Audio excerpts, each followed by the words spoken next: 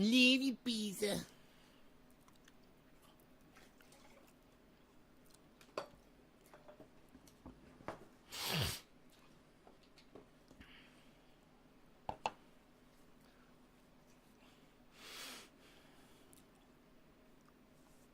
little smudge on my face? Is that what that is?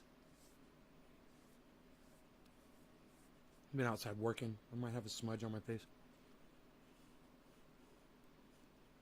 I'm doing stuff. I'm going to wait for some people to get here because I've got the most incredible fucking story for you guys. Are not going to believe this shit. Go ahead and share this video around right now. Try to get as many people in here as you possibly can right now. You guys are going to flip on this story. So I'll give you some time. In fact, I'll go ahead and I'll get my bong ready, all right? We'll do a bong rip. Tiny bong time, it's tiny bong time. Nate's grabbing the tiny bong. Tiny bong.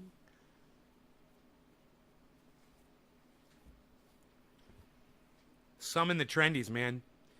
You guys are not going to believe this fucking story. It is the most amazing panic attack story of all time. You super share? You ready for Facebook jail? You don't have to super share. I don't want you guys losing your accounts over it. Just share it one time in one big group, okay? That's all you got to do. I guess I gotta fuck myself up at least. God damn it, man. I don't know what the fuck I'm gonna do about that shit. Yeah, get this trendies in here. There you go. I'll give you guys a few minutes, okay? And we'll see if we can get like 20 people in here for this story. It's time for the tiny bong. I love tiny bong time. Tiny kingdom.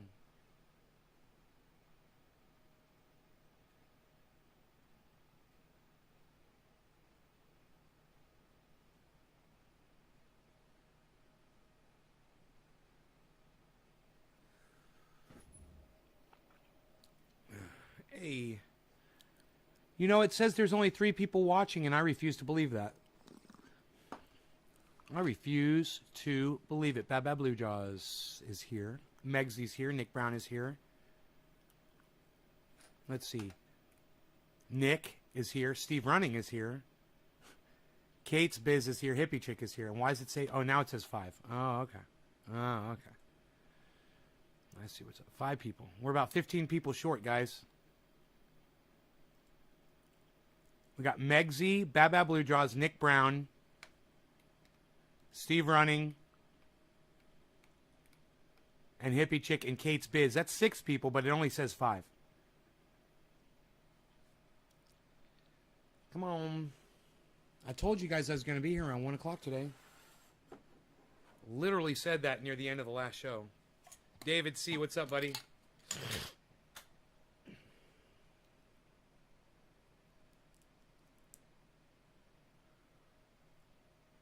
It's a Saturday, man.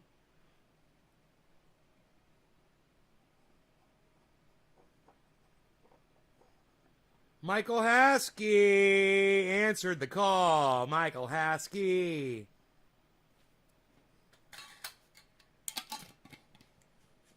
Got your notification from Nick. What? All right, this is what I'm going to do. I got my bong ready. I'm going to go ahead. I'm going to start coffee, okay? And I'm waiting, for 4:20 in 3 minutes. Coffee will be ready by then. We'll smoke. We'll drink. Get me 20 people here, folks. You guys can do it. You guys are going to love this story.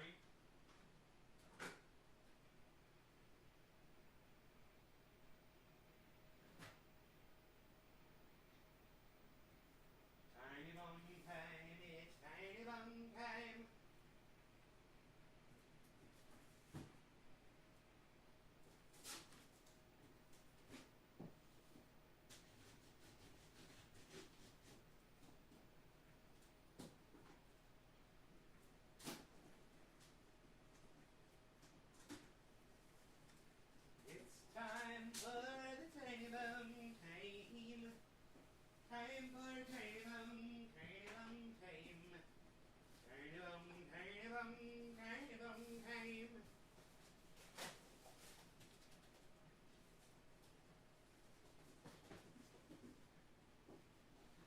coffee's almost ready. I'm unboxing a fan right now for my grow. I bought a few of them.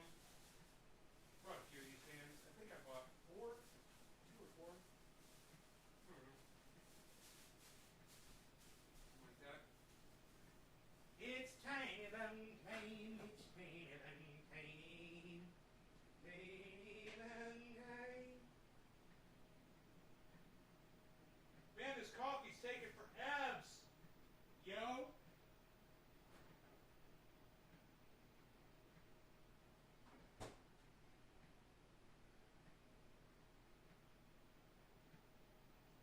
Yeah, my plants are ready to be transplanted. A lot of the clones are. Send in the clones. Send in the clones.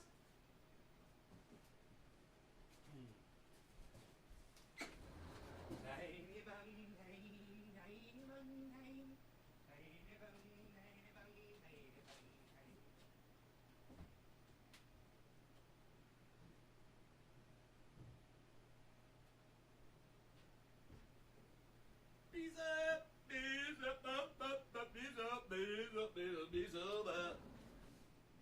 Okay, my coffee's got to be ready by now.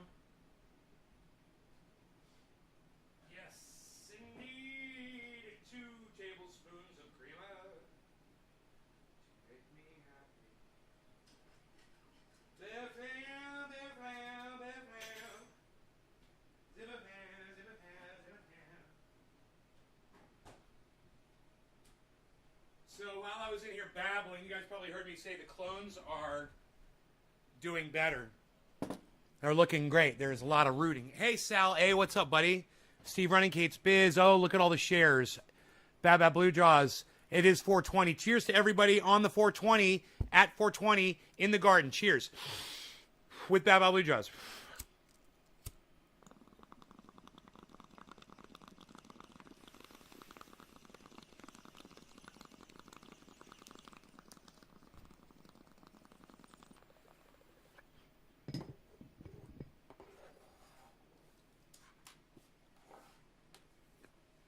Tiny bong time.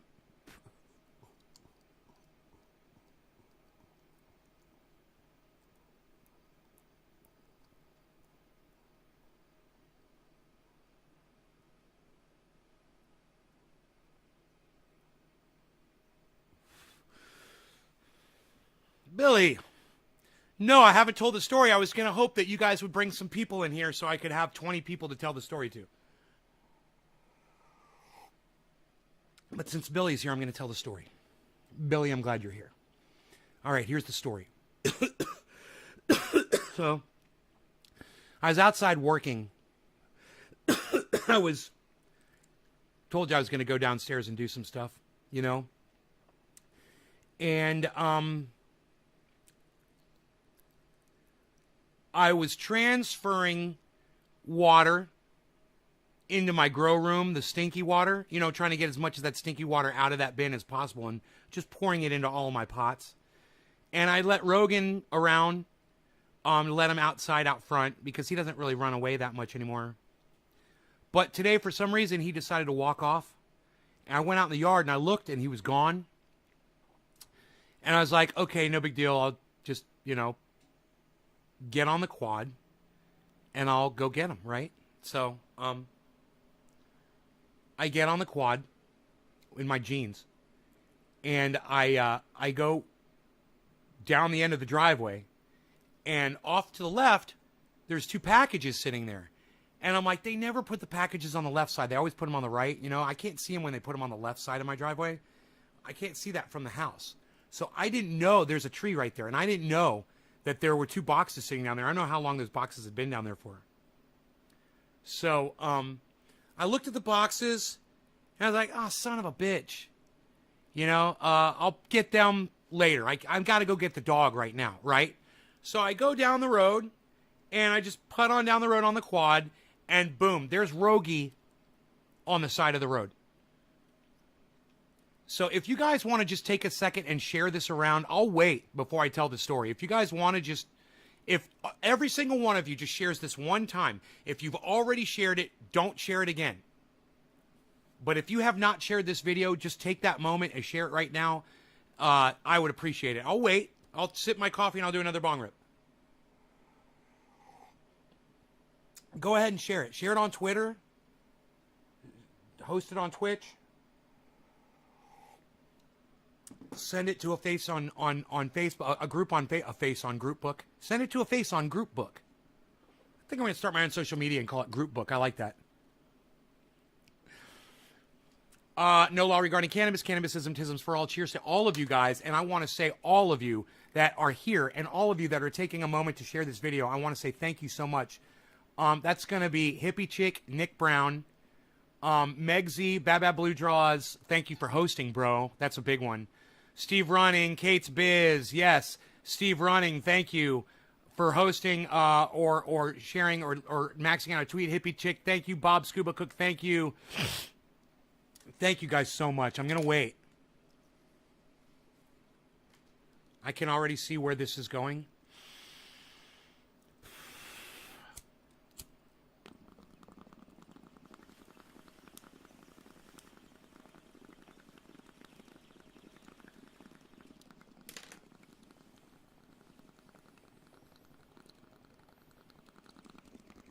Don't you love the chug of this little thing? It chugs.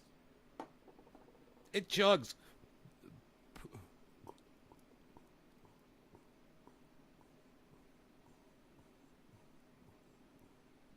Stephen Saunders, hello.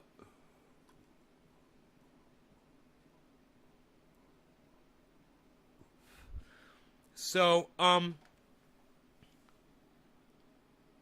park the quad, I get off the quad, I pick up Rogie. I'm like, you're coming home with your daddy. I put him on the quad. And we turn around, you know. I make the loop. I come back. I look over on the driveway. The 2 packages are sitting there. I'm like, yeah, they'll still be there in a second when I come down here to get them. And I take Rogan up to the top of the driveway.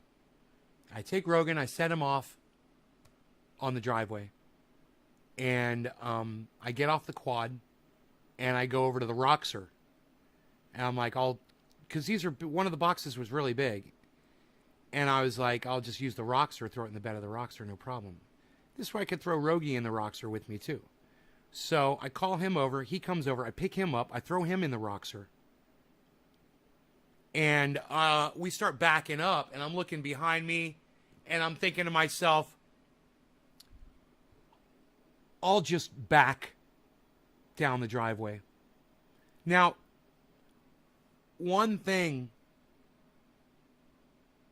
that we know for sure, and that is life is full of choices that we make all day. And one of those times you can make a choice and it can end up in you dying. And you don't even realize it was just some silly choice you made. Now, I made the choice to go backwards down my driveway in the Roxer, which is normal for me if I'm going to go right back up it to pick up some boxes. I'll just back down, park, leave it running, grab the boxes, throw them in the back, put it in drive, and go right back up the driveway again. It's a very simple process. It's no big deal. I do it all the time. But it's a choice I made. I even thought about it while I was doing it. I was like, well, I could turn around and drive down straight, or I could just keep backing up in reverse. I'm literally having this thought as I'm going down the driveway. Rogie's sitting next to me in the passenger seat. The fans are running nice and cool inside the Roxer. It's hot out. It's 96 degrees in the shade, guys. 96 in the shade. It's not the hottest part of the day yet. The hottest part is in 1 hour. But right now it's 96. It was probably this hot an hour ago when all this happened.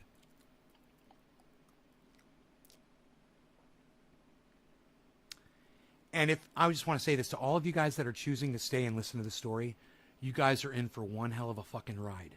And everybody that's left, they're fucking dumb cunts for leaving and not coming back. Because they're going to miss this crazy fucking story. And it hasn't even started yet. I've been just telling the beginning, dragging it out just to get more people here. But actually people are leaving. So, they're missing out. And I just want the few of you that stayed to know you're in for a hell of a ride. You might even, You might even want to stop and take another bong rip right now. It's bottom of the hour, you know. You might want to just prepare yourselves for this.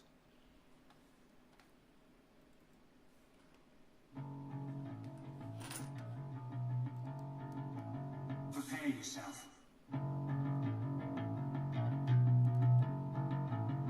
Prepare yourself. Prepare yourself.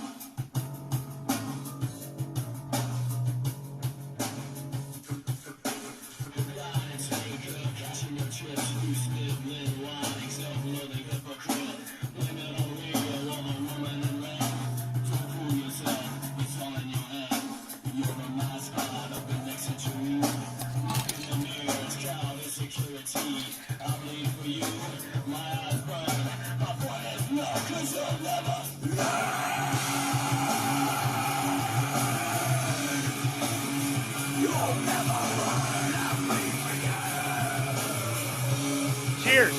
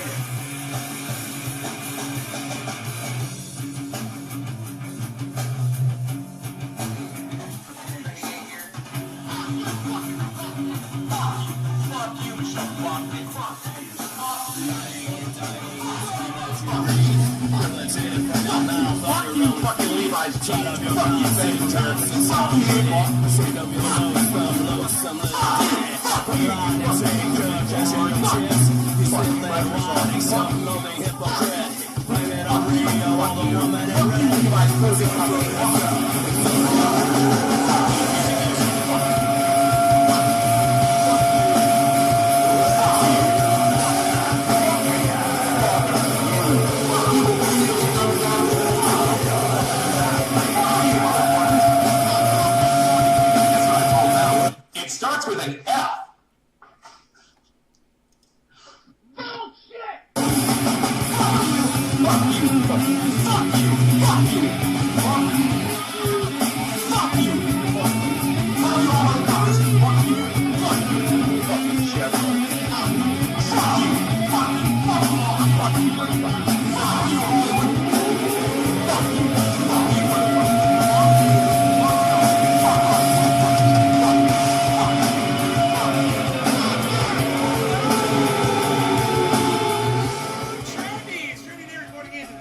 From Northern California, I'm a Trendy has dabs and all things trendy. We find me and you in the hashtag trendies on all film sources and sources of social media, especially my Twitter, which is at Nay's Garden on Twitter. Go retweet me right now. It feels real good. This is the Ox Project from Orlando, Florida. You'll never learn. I'll bleed for you.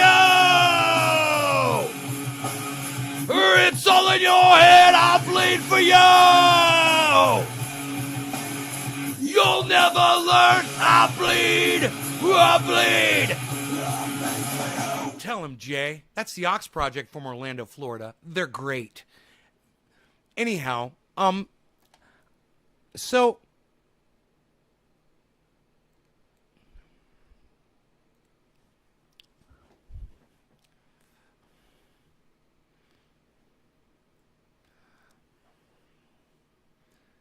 I backed the rocks are down the driveway. And I got to where I could see the two packages. Hey, Beezle! I was just going to talk about you. Come on in, Beezler. My little Beezle. My little Beezle, Bob.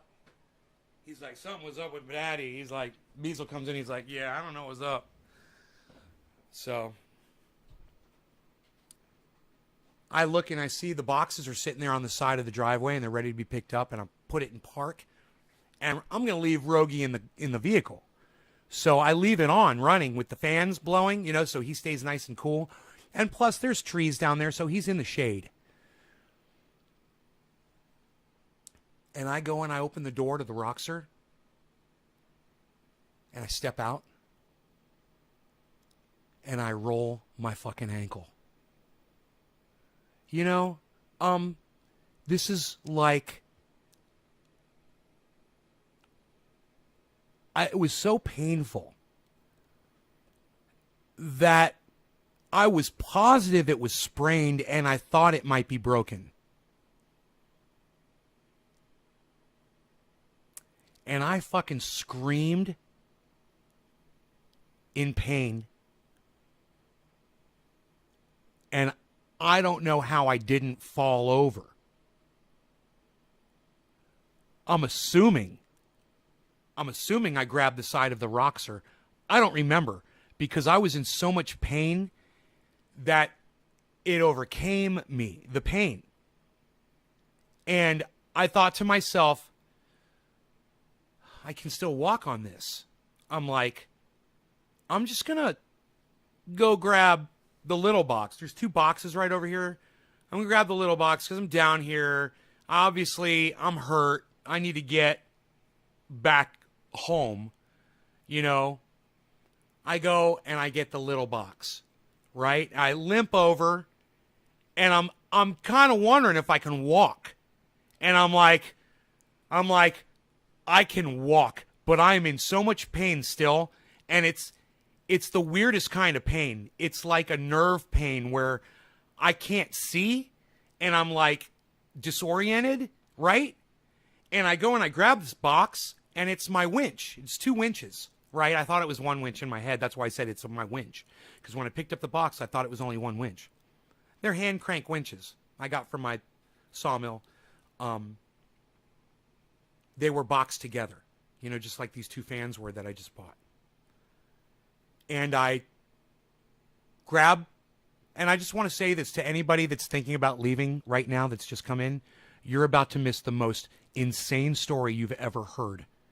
All right? This is what's about to happen in this story is complete fucking insanity. So don't run off, okay? Unless I'm triggering you, and then I understand. I don't want to. You know? Mental illness touches everybody.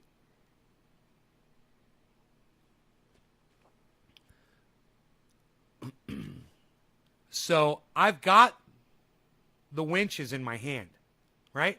And I walk, and I can't remember if I walked around the back of the Roxer or I walked around the front of the Roxer. I can't remember, because I remember at that time getting a surge of pain through my brain that didn't seem right. I was feeling so much pain in my ankle, and I'm walking on it. And when I'm putting weight on it and I'm walking on it, it's not hurting. But I am in so much fucking pain, and it's coming from my ankle. I can't explain this, right? This is the only way I know how to explain it. So I walk over, and I start thinking about, okay, where's the sawmill at? Because I have to bring this to the sawmill. And all of a sudden, I'm realizing that I'm really mentally confused. And I'm standing there with this box in my hand, and I'm like, I'm at home. I know where my sawmill is. I know where I'm standing, but I'm looking and I can't see it. And I'm having this thought in my brain. And I'm like, just walk up the driveway. And I'm like, okay. So I just walk up the driveway a little bit, and I see the sawmill in front of me, and I take the box, and I can't walk any further. And I realize, I'm like, I can't walk up this hill anymore. I'm not thinking clearly. I'm like, what am I doing? Why am I trying to get a fucking winch? I just twisted my fucking ankle, right? So I am totally, at this moment, I am temporarily insane, right? I'm not doing me at all. So this whole time, you have to realize, however many seconds it took me to walk from behind the Roxer up the steep hill with a twisted ankle, holding a fucking, I'm in shock, right? You guys, this story is just starting. If you're just getting in here, you haven't missed fucking anything yet. This is the very beginning, okay? So congratulations, you haven't missed a fucking thing. In fact, I think all of you should consider possibly maybe doing another bong rip with me before we go any further. So, yeah, Bad Blue Jaws. I'm in shock, right?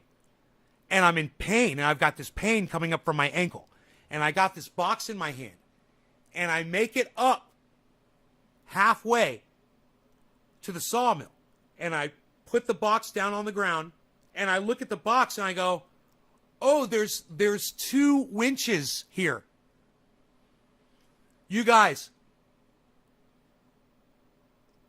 I literally I wasn't even able to discern that I was holding 2 winches in my hand until I put the box down on the ground, because I couldn't see.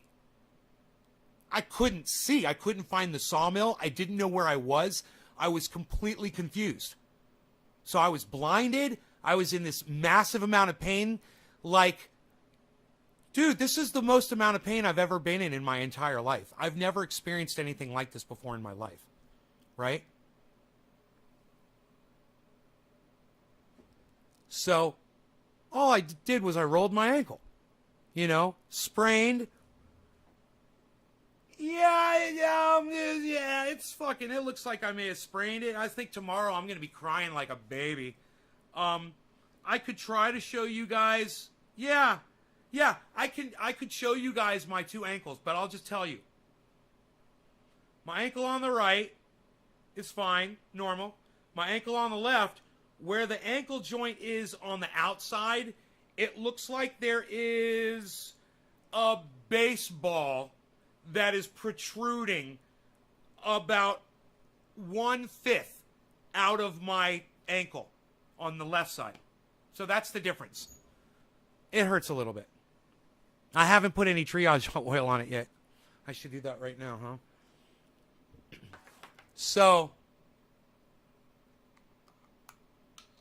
I set down what I realize now are 2 winches, not 1. And I'm not even aware of the fact that I'm not thinking clearly yet.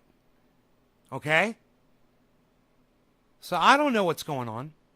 I'm completely dazed. Wow. Yeah, I should put ice on. Thank you, Lainey. I've got a friend named Lainey, and her name is very close to yours, Lainey. That's very nice. I already like you. She's a very, very close, dear friend of mine.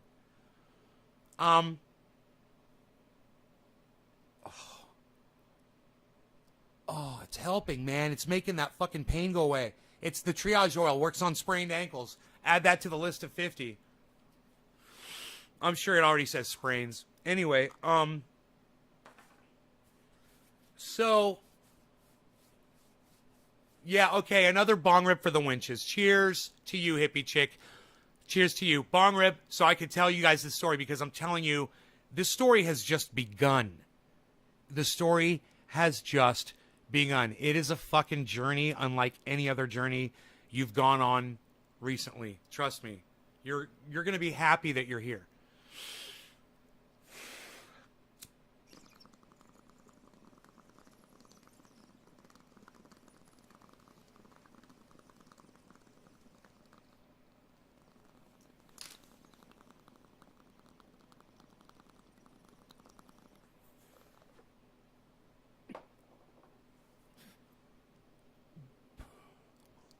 So the reason I know I'm not thinking clearly at this point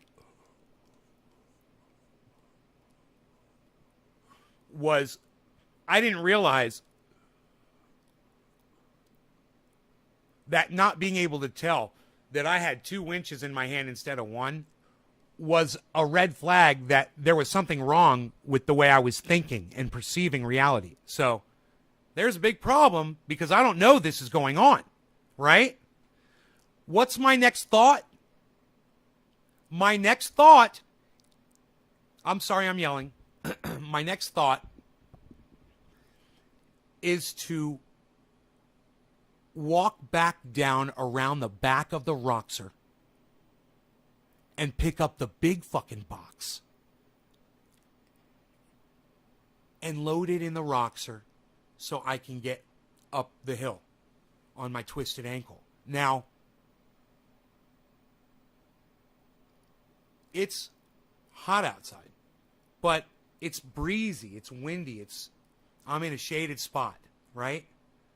And all of a sudden, I felt like it was getting hotter, you know? And I take another step, and I'm around the back corner of the Roxer now, okay?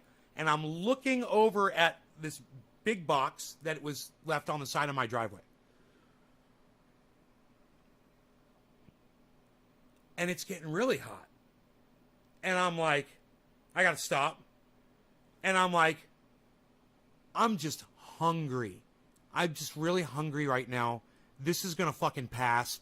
I'll be fine. I'll just put my hand here against the truck. And I'll rest for a second. And when this feeling passes, I'll go get this box and I'll load it in the Roxer and we'll be up the driveway. And then time slowed down. Really slow. And it started getting hotter. And I was still standing there with my hand against the vehicle, steadying myself. And I started walking towards the door of the Jeep. And I don't remember why I did this. And I stopped again, and I put my hands against the bed or the door, and I don't know, because I'm literally delusional at this point. I am clinically delusional, okay? And I've got my hands, and I'm getting a little upset as I tell you guys this, as I relive it. Let me get some water.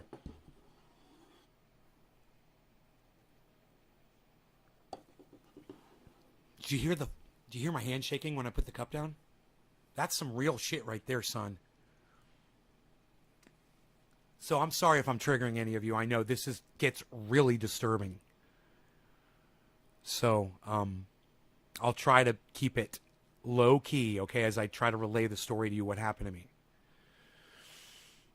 So everyone just take a nice deep breath in through your nose and out through your mouth a few times. Or just breathe through your nose. It's healthier. Nice and slow and easy, okay? All right, there you go. So I'm feeling... Now remember, I'm in my jeans and these shoes. And one of the reasons why I twisted my ankle was because I didn't put the shoes on all the way. I had my heel down on the back like this. I do that sometimes when I'm being lazy and stupid. Now, had I had that little bit of extra support there, I probably wouldn't have twisted my ankle. That little bit of support probably would have stopped me from doing what I ended up doing. So that was another choice that I made subconsciously that ended up, bad choice. I should always put these shoes on, when I'm wearing them, because it would have saved me from this injury. Most likely. I'm like 99% sure it would have stopped the accident from happening. No, I don't mind, guys. I don't mind you guys walking out. This is an intense story. And I'm not here to upset people. So if this triggers, I understand, man. Panic attacks are, it's a triggerable topic. So here I am. And I've got my hands on the bed. No, it was the bed, because you know what? Even though I was blinded, when I looked up, the dog, I couldn't see the dog. I know that. It probably would have helped me. So, it's getting hotter. And I got my hands up, and I'm thinking, and my stomach is dropping out. And I'm like, all of a sudden I realize I already ate this morning. I had food. Right? So here I am feeling like I'm really, really hungry and I have no energy. And I just twisted my ankle and experienced the most amount of pain I think I've ever felt in my entire life. And I literally screamed out loud when I rolled my ankle. Hey, Sokol, I was stepping out of my Roxer, bro, and I rolled my ankle, bro. Experienced the most amount of pain I've ever experienced in my entire life. I walked around to go grab something, a box. That's why I was down there, and I was picking up some packages. I walked up to the sawmill, bro, and I didn't realize that I was delusional, right? And then in a delusional state, I walked back around the Roxer on a twisted ankle to go pick up packages that, who gives a fuck? But here I am. I think I need to go do this stuff, right? So I'm delusional. Okay. Just to catch you up with where we're at. Okay. So I'm telling a story, Sokol. At this point, I'm leaning against the Roxer. The big box is sitting over there on the ground. And my stomach is caving in. And I'm thinking to myself, okay, I already ate. And then the very next thought I have is, am I having a heart attack? And I remember going like this with my left arm and thinking, no, it's usual amount of numbness that I experience. It's not like super dead tingly pins and needles like I've been sleeping on it numb, right? Which is what I assume if you're having a heart attack, it probably feels like. So I'm like, I don't think I'm having a heart attack. I'm like, I'm having a panic attack. I'm like, this has got to be what's going on because I just twisted my ankle. And I just experienced all this pain. And the pain was still there. I was still feeling the pain. But it wasn't like it was when I was walking up the hill to put the winches down that I thought was one winch. You know? So I start kind of losing my ability to hold myself up, and I put all my weight against the Roxer now, and I'm leaning against the Roxer, and I got my arms like this, and I got my legs behind me. I'm standing there, and I'm just watching the sweat start pouring off my face. Right? And I'm having no thoughts of how I'm going to survive, of how I'm going to get through this. I started thinking to myself, the reason this triggered this whole thing was after I twisted my ankle and I experienced all that pain, the very first thought I had was, how am I going to feed my dog? How am I going to take care of my plants? How am I going to do anything right now? I thought maybe I'd broken my ankle. So I had that thought, and it triggered this entire avalanche of emotion inside me. And by the time I made it to the Roxer where I was leaning like this, that's where I was mentally still. But I was blind. I couldn't see. And time is slowing down slower and slower and slower. And the sweat is pouring off of me. And I'm thinking to myself, I'm going to be here for 45 minutes, an hour, however long this lasts. I can't move. I couldn't move. I couldn't move my arms. I couldn't move my legs. All I could do was hold myself there because I thought if I moved, I thought I was going to start vomiting because I felt like I was going to throw up. And I am panicking. So, time is going 1/100th of how fast it normally goes. So a second was lasting to me. It felt like minutes. Every second felt like minutes to me. They were long, like torturous segments of time. A second. Every second. And my breathing I wasn't breathing. I don't even remember breathing this whole time. I don't remember hyperventilating. I don't remember trying to focus on my breathing. Nothing. Time slowed down so slow that I was experiencing time in between breaths. Do you understand what I mean by that? That's how slow, and I wasn't conscious of breathing. I wasn't even aware of it. I just know that's how slow time had slowed down for me. I was conscious of micro moments between breaths. And I was watching and I was trying to figure out how long I was going to be there. And that was the only thought I had. And it's just getting worse. And the feeling inside me is getting worse. The pain wasn't there per se, as bad as it was. But I was in a whole other world of torture. I mean, that pain was horrible. But this was beyond anything, man. This feeling of helplessness and not being able to take care of myself and being alone and just having all of that, I guess, subconsciously strike me like a bolt of lightning all at one time. Wasn't like I was really focusing on that kind of stuff, you know? Cheers, guys. Bottom of the hour. No law regarding cannabis. Cannabis isn't for all. Yes.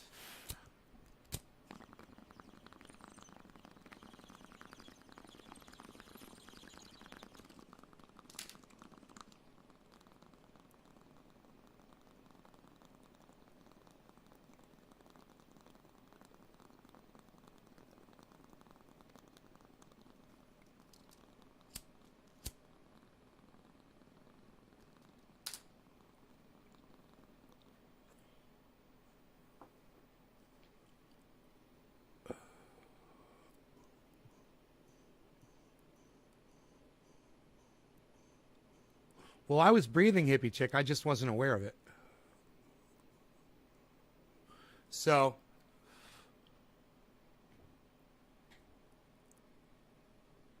I can't look up. But I hear something. I hear a familiar sound. And I start focusing on the sound. Okay? And it's the sound of grinding. I hear a grinding sound. It's sharp and it's high pitched.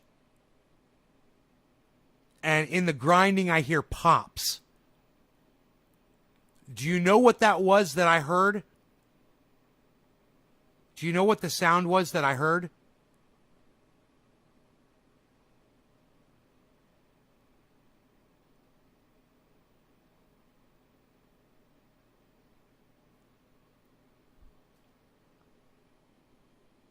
I was waiting to see if any of you guys were going to guess. Kevin guessed ankle. Dommy's like, what? It was the sound. No, Steven, it's not the fucking sawmill, bro. God, man. Really, Steven? Yeah, so okay, this is great. So Steven Culbertson offers that it's the sawmill that I hear. Grinding with pops. No. I don't know how I could have been operating the sawmill, but maybe you thought I was subconsciously hearing the sawmill. No, I literally heard something in real life, guys. My thing got into gear. Rogan, good guess. No. Trip says a UFO. I like this game. Just grinding with little pops. You know what it was? It was the sound of a tire on gravel. And I knew the sound. And I'm looking down like this. And I'm like, that is the sound of a tire on gravel. I was like, that's the sound of a tire on gravel. I was like, it's the sound of a tire on gravel. It's the sound of a tire on gravel. It's the sound of a tire on gravel. It's the sound of a tire on gravel. It's the sound of a tire on gravel. Wake up, wake up, wake up, look up, look up, look up, look up, wake up, wake up, look up, look up. And I get my head up and I see white and my head goes back down and I go, look up again, look up again, look up again. It's white, it's white, it's a truck, it's a truck. It's your neighbor, it's your neighbor. Yell, scream, say help. Say help, say help, scream, yell now, yell now, yell now, yell now. And I'm like, help! And he goes, hey, Ben. And he drives by and he hits his brakes. And I collapse again on the side of the Rockster, and I go, help. And then I hear nothing. And I know that he stopped. And then I hear him backing up. And he backs up and he starts staring at me. And I can feel him staring at me because I don't hear the door on his truck opening. And I'm able to look up for just a second. And I see that he is now parked in front of my driveway. And he's looking right at me. And I just collapse on the ground. There's a rock. There's a pile of rocks. And I just went right to it. And I just sat down on it. And I put my hands on it. And I put my knees up a little bit. And I was like, Mitchell, I am so glad you are here. He gets out of his truck. He's like, are you having a heart attack? And he's standing right in front of me. And I go, no, I'm not having a heart attack. I'm having a panic attack. And he goes, thank God. And I go, yes. I go, I am so happy that you are here, Mitchell. I'm okay. Do you guys know who Mitchell is? Who could tell me who Mitchell is? Who pays attention to the show? I might not have mentioned him by name, but I may have just given away and told you who he was. But who is he? How have I mentioned him in the last 2 days? Yeah, that's even better. How have I mentioned Mitchell without saying his name in the last 2 days? And you're going to find out why it's okay that I mention him now. Yeah, he's my neighbor. And what have I said about him in the last 2 days? You guys, the story is just starting, actually. Don't leave, because I'm telling you, this journey has just begun. And this was just a click, click, click, click, click, click, click, click, click, click, click, click, click, click, up to the top of the roller coaster. And now we're about to go, ah! We're about to have a fun time with this story. So don't run away yet. Tell your significant others that are in the room with you to go tune in. Go share it around. Rogan goes there with the kids? No. The one you've had problems with? Never. I've never had problems with Mitchell. He looks like Einstein. Jenna Colby! Jenna Colby gets it. He looks like Einstein. What else did I say about my neighbor that looks like Einstein, Jenna Colby? When did I mention this, Jenna Colby? Which video was this, Jenna? Can you find it for me? Can you find the video and the location and the time? Let me know. It was within the last 48 hours. Jenna, what else did I say besides the fact that he looked like Einstein? Last night I said this? Oh, I said that my neighbor, Mitchell, looks like Einstein. And I said this last night when I had Savage Joy on. Are you kidding me? Was it during the Savage? Are you sure? No. I think it was the morning show. He's professional. What else did I tell you, Jenna? I love you, Jenna. I love you, Jenna. I don't know who you are, but I love you. I love you, Jenna. So, Jenna, what did I tell you? What did I tell you specifically, Jenna, about Mitchell? You, Jenna. I told you. I remember this. Your neighbor is what I heard, says Hippie Chick. Well, Jenna is listening at a more intense level. Jenna's got the deets. So let's let Jenna pontiff on the deets. I'm impressed. Lamp, what's up, son?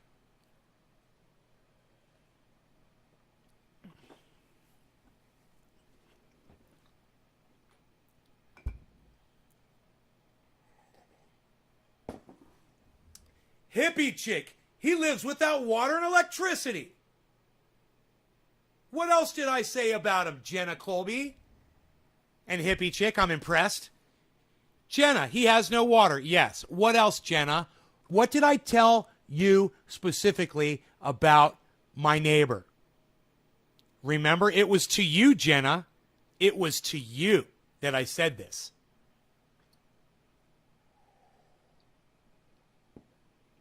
I'm so glad you're here right now. I'm so impressed and glad that you're here right now. My ankle feels so good now that I put the triage oil on. The swelling has not gone down.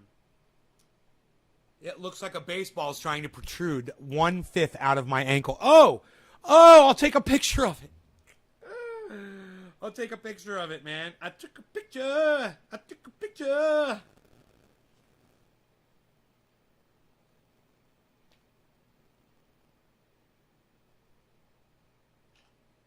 You guys, if you are disturbed by images of injury, don't look at the screen for the next 20 seconds, starting in 5 seconds. 5, 4, 3, 2, 1.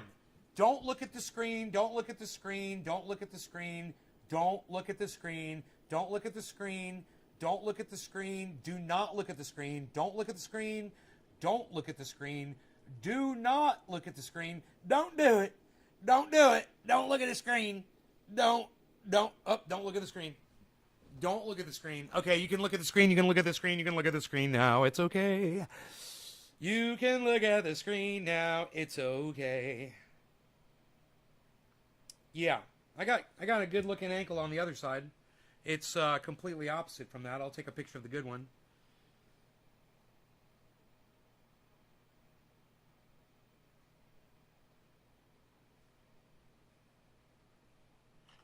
Just so you can see for comparison. Now you can look at the screen now if you want to see this. That's my good ankle. For those of you who are comparing. Yeah, I got sexy hairy legs. Get in my belly. Look at that ankle. That's a healthy ankle right there.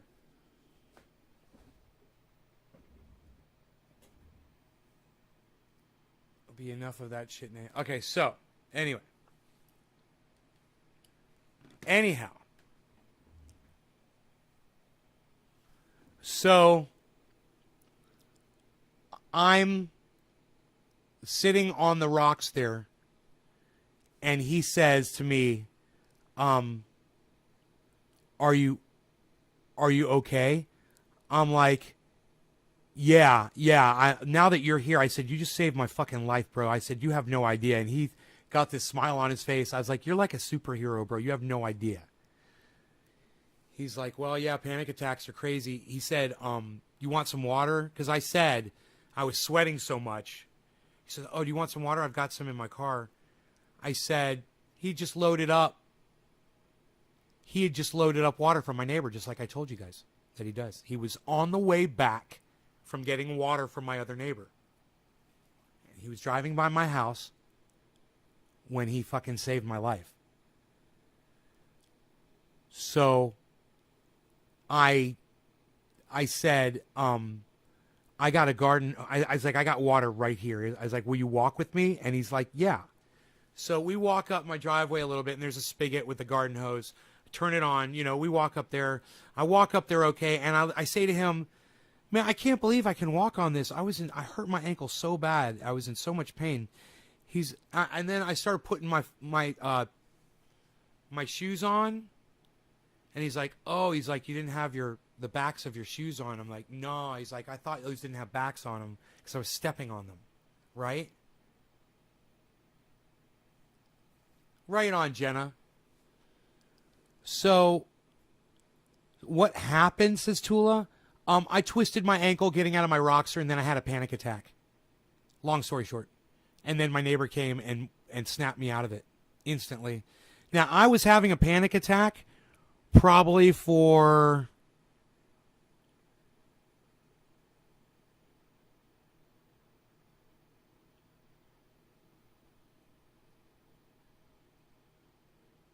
I don't know. I'm going to guess it was between 60 seconds and 2 minutes before I heard the gravel popping.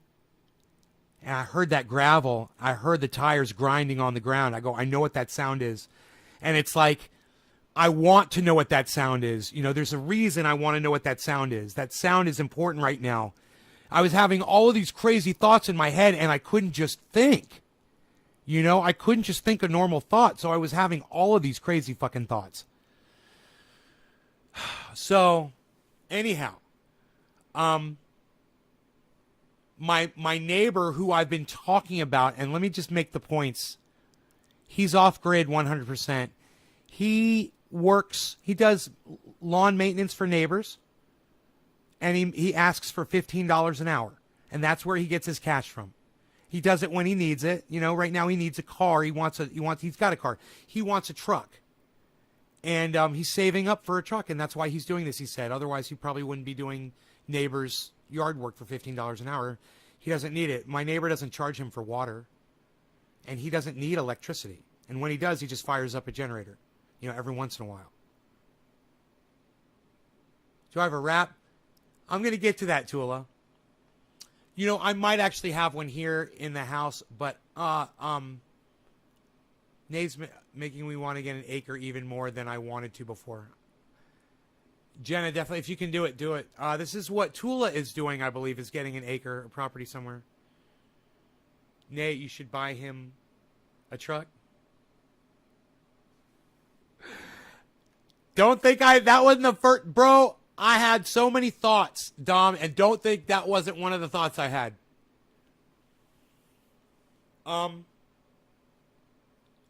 You know, I told Jenna, you need to meet my neighbor. Remember I said this to you, Jenna? I said, I'm going to ask him. I don't know if he will, but I'm going to ask if he'll come on my show. You remember that?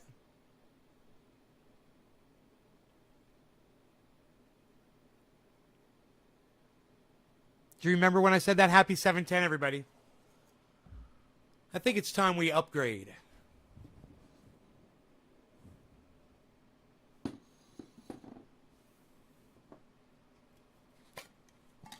Jenna, was it not you? Okay. My bad if it wasn't you, Jenna. It was someone else during the conversation. Hey, what's up, Gold Alchemist? It was someone else during the conversation. My bad. I thought it was you, Jenna. Oh, I said that to Joy? Oh, my God. Did I say that to Joy? I love you, Jenna. Thank you so much for telling me this. You're my second brain. Thank you for listening to me and being able to tell me this. Okay. So I said it to Joy that she needs to meet, right? I said, I need to have him on the show and I need to have her on the show. That's right. Now it's coming back to me. I just had a traumatic mental experience. My brain is wiped right now. I know. Oh, that's right. You said you want to send me seeds. And you can send me seeds. How many grams is that? Not even a gram. Not a gram. It's probably a half, not even a half gram. Maybe a quarter of a gram? I'm guessing. I don't know. Need to go visit you up there. Look, anybody that I've ever had on my show, except for Billy Ballantyne, is welcome here anytime. I'm kidding, Billy. You know that. They're welcome here anytime. Open invitation. And if they don't get that vibe from me, then I am definitely doing it wrong.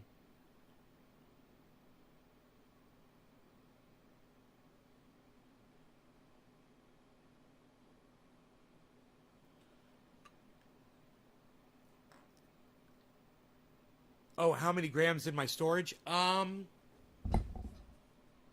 there?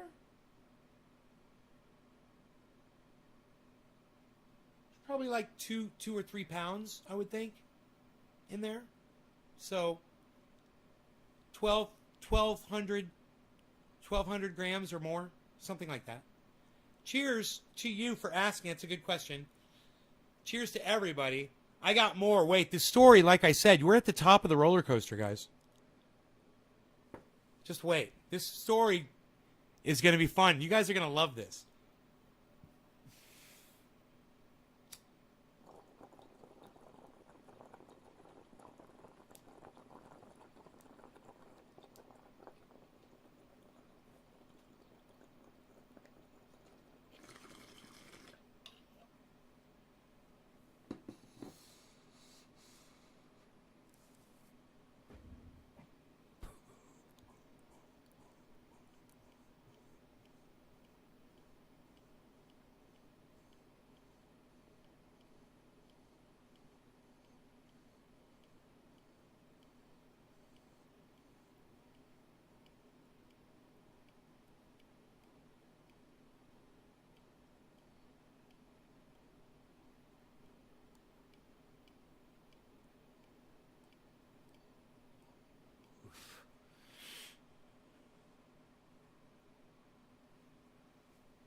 She'll try.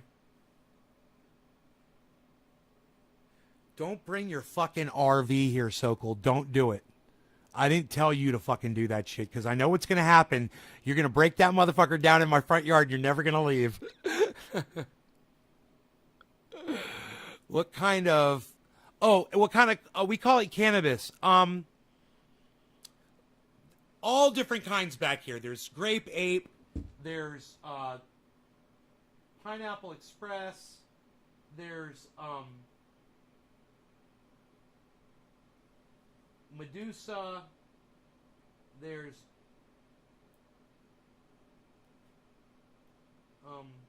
AK-47. All kinds. The kind I'm smoking right now is called Orange Bud. But let's get back to this roller coaster ride. You guys ready for the story? If you're just getting here, you're here just in time to catch this story. So let me catch you up. Okay? Here is the 3-second version. I stepped out of my Roxer. I twisted my ankle. And I experienced so much pain. And something happened to me mentally that I lost the capacity to think normally. And then I had a panic attack. And Jed's wife mends socks. Awesome. I got a whole bunch of socks that need mending. Need a mending. Is Rogie okay? Yeah, Rogie's right here. Piglet's fine. You call it haze / Yeah, I know. But you can call it cannabis. And you could get your friends to start calling it cannabis too, bro. And then that'll start the conversation, man. When you call it weed, that doesn't start the conversation. That people just say how much you got. Are you going to smoke your weed with me? That doesn't help. But if you want more people to have access, if you want to work with us and you want to join the fight, you can easily just start by calling it cannabis. And that in itself it opens up a whole new world. Just try that to start with, okay? That's like beginner level. Just try calling it cannabis. I know what other people call it. We don't listen to what other people say. Other people used to have people as slaves, man. And just because other people did that, yeah, Lamp, right on, brother. So anyhow, let me get back. I'm catching you up. So I twist my ankle, I have a mental breakdown, and then I get a panic attack. I'm standing there with a panic attack, and my neighbor pulls up and snaps me out of it, right? Him and I walk up to the water faucet, and I turn it on, right? And crying because we call it weed or haze. Imagine living in America and not in Netherlands where you can smoke as much as you want without problems and crying. Not where you can smoke as much as you want. I'm not crying, man. I want people to have access. Go out, sit outside. Bro, do you know that the... I want everyone to read what's going on up here. Do you know that the definition for the word weed, I know you're European, so English probably isn't your first language. But so the definition for the word weed is useless plant. Do you realize that?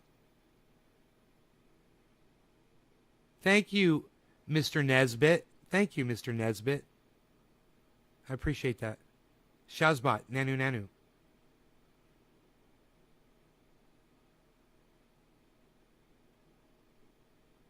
And I'm older than 50.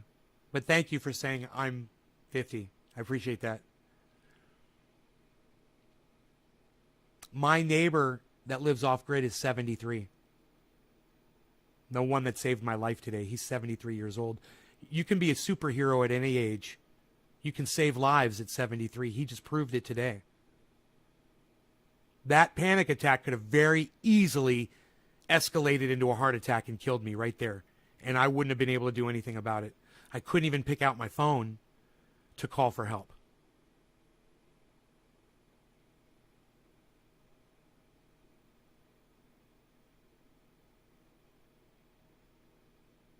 Drinking some coffee and about to take some dabs. I'm with Enoch. We're throwing down the slabs.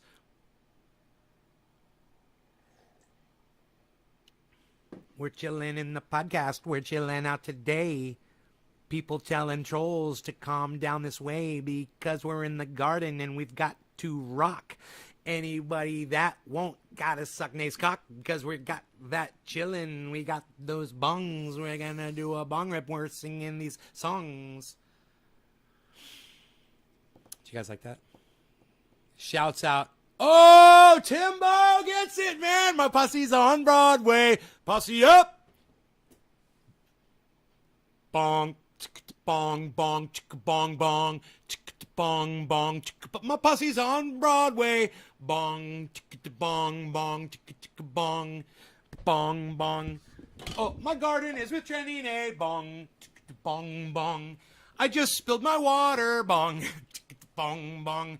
But I don't care because it's just water. Bong, bong, bong, bong, bong, bong, bong, bong, bong, bong. Posse up. Dude, I can't believe you caught that reference, bro. Who was that? Who was that?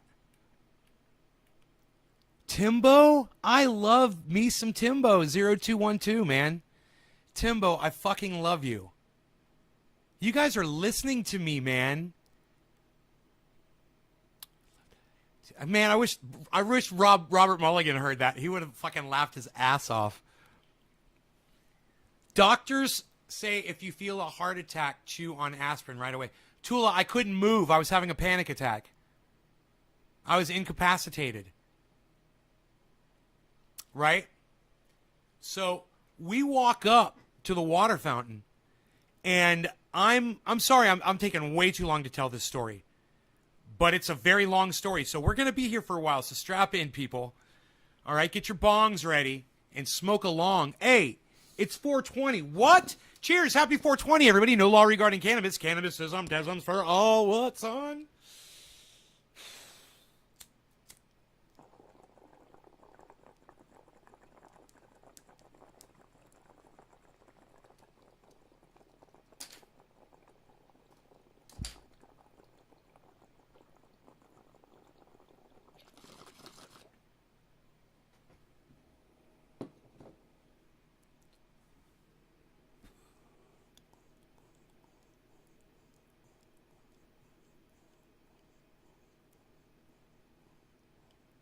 So I turn on the water and I let it get cool, you know, and I turn it down and I take a drink and I look at Mitchell. He's standing right there next to me.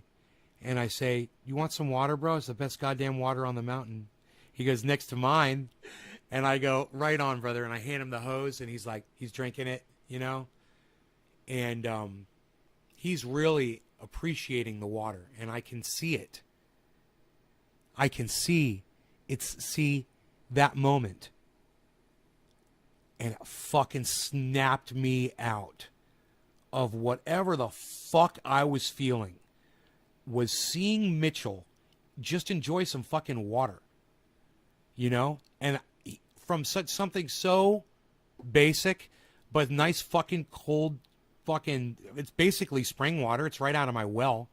And he gets the same fucking water. We're on the same mountain. And he's familiar with it. He knows it. He knows what's coming out of the ground. And he's comfortable with that. And he felt good. 73-year-old man. You would say he was 64. He looks like Albert Einstein a little bit. You know, it's like if you took a clone between Gene Wilder and Albert Einstein. Boom. That's Mitchell. With white, frizzy, short. I mean, it's not as long as Albert Einstein's, but if it was that long, it would be total Albert Einstein. But he keeps it about half Einstein length.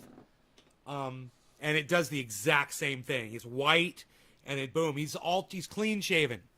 He's totally clean shaven. But that hair is just, you know, it's like when I say, "Hello, Jenny Nay reporting in," and my hair's all crazy. His hair is like that all the time. You know, he looks like he just came out of a car wash every time you see him. Right? And he's kind of got that shocked look in his eyes, too, a little bit. Gene Wilder. Kind of that Gene Wilder, you know, thing going on. So, and it's not always. It's like when he says certain things, he'll clue in on certain things. He'll get a certain look in his eye. But you guys, the great news about all this is you get to meet Mitchell, man. And we're going to talk about that here in a second, but let me just go on with the story, okay? You know what? Mitchell hasn't even heard the story yet. Mitchell hasn't even heard this whole story yet, man. I didn't explain everything to him. I told him I was having a panic attack. So I turned the water off. We put it down. My mic got molested by my smoke rings. Yeah, it's hilarious, Timbo. And we walked back down to the Roxer. Now, I'm still fuzzy here, right? I'm not remembering everything that occurred. But secret passages in Gene Wilder's house, that's fucking crazy. I'm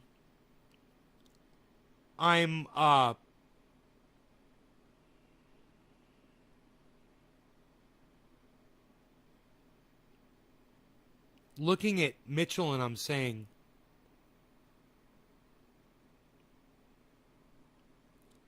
What did you just say? I'm sorry. I didn't hear anything that you just said. Could you repeat every single word that you just said to me, because I don't know anything that you just said. He said, yeah, he said, there's a water leak. And I go, is the water leak in your truck? And he goes, yeah. You guys get it? So we had already walked up a little bit up the hill and back down. I was on my ankle and shit. I wasn't in that pain anymore. I wasn't in a panic attack anymore. But I still wasn't hearing him speak to me. I didn't hear him. My brain was still reeling, right? It was so traumatized. You know, and I was literally traumatized by what had just happened to me. So he says, there's a leak. This is where we hit our first fucking rush down the hill, guys. You're going to laugh your asses off. Are you ready? There's a leak in my hose for my water system under the hood of my truck. And I'm sitting there looking at his truck. And I look over at him. He's standing in front of me, and his truck is right behind him. And I'm looking at him, and I'm looking at the truck. And I'm looking at him again. And I think to myself, and I put my hand against the Roxer, and I go, you need Flex Seal. And he said, I need what? I said, man, I just bought a whole bunch. I got you, bro. I said, you need some Flex Seal, bro. We're going to spray it on there, and it's going to stop that leak. He said, that's the most amazing thing I've ever heard in my entire life. I said, yeah, right? He said, I've heard of that before. I've seen it on the shelves when I go into the auto store. I've seen it. But it's different. Flex paste. I said, yeah, Flex paste, bro. Right? I said, I got you. I said, he says, I have to go to the bathroom. I said, yeah, no problem. I said, I have to give you some Flex Seal, bro. I got to get you some Flex Seal. He's like, what is it? I said, it's liquid rubber in a can, bro. I said, you just spray it on, and it sticks to everything. It stops leaks, and it fills cracks. And there's this dude that advertises it. He says, I don't have TV or the internet. I go, I know. That's why I'm telling you. There's this guy that he talks about how great it is. And he does shit with it, bro. I said, I have to show you. And he goes, yeah. He says, you got to show me, bro. And I go, how are we going to do this, man? I was like, you want to follow me up in your truck? I was like, you can make it up my driveway, right? He's like, yeah, I'll follow you up. You drive, I'll follow you up. I was like, okay. So he's standing behind me. And I remember I had to get in my Roxer and remember, this is right where I just twisted my ankle. I heard it pop. I literally heard it pop, guys, when I twisted it. I heard it fucking pop, man. It's like a click. It sounded like when you crack your knuckles, like one of those. Click. And I remembered that sound as I was getting into the Jeep, you know, and I did it really carefully, and I put my leg up there, you know, and I grabbed on, and I pulled myself up, and I got in there, and Rogy's sitting there. And I go, Rogy. Rogy's been here the whole fucking time, man. Just sitting there, quiet, watching us, you know? And now I remember that when him and I walked up to get water, he messed with the dog. I didn't see any of that shit as it was happening. I see it now as a memory. But I get in my Roxer and I start driving up the driveway, and I hear the tires start slipping, and I think of the sound of Mitchell's tires grinding on the road, right? And I put it in four-wheel drive, and I look in my rearview mirror, and Mitchell's coming up the driveway behind me, and I climb up the driveway, and I pull up, and I park, and he comes up, and I immediately, 65 pounds, man, I weighed him. I go right over and I pick Rogy up like it's fucking nothing. And I go to set him down, and all of a sudden, my ankle, and I'm like, I feel it. And I'm like, oh my God, and I'm trying to put him down as quick as I can, and he starts struggling all of a sudden, and I'm not putting him down straight and fast enough, you know? And he's like confused, and I'm like trying to get it to where I can set him down, man. And I realized I had a problem, you know, with this ankle. I get Rogy down, and Mitchell comes up the driveway, and Rogy goes after his truck, you know, starts chasing after it, and goes and gives him a little bit of shoulder shake and a little bit of growl, you know, like he does. He'll throw his paws up. He'll buck, you know, and he'll run towards you, and he'll charge, and he'll buck, and he'll growl, and Mitchell goes, whoa. And I go, he's playing, man. He's just. Mitchell gets out, turns his truck off. And I was like, so let's see this leak. He's like, yeah. He goes back and he pops his hood. And I lift the hood up, and he comes walking around, right? And he goes, it's right here. And it's the biggest water hose on the fucking top of the goddamn motor. It's in the easiest fucking spot to get to. The leak is a little bit on the bottom, right? And there's a mesh screen over the entire leak. And he's like, can you spray right over that? And I'm like, I could. He's like, or you could cut away with, you know, we could cut that screen away right there where the leak is. And I'm like, Mitchell, that's a great idea. I'm like, I've got scissors. You know, I didn't want to start cutting away at his shit. And I didn't even have the idea because I didn't realize you could cut this kind of mesh for what it was. But I said, I got scissors, I got dikes, I got all that shit. I walked into the garage, I grabbed all the tools, right? I go upstairs and I grab the Flex Seal. 2 cans. One that's almost used up and a whole new can. I come down there.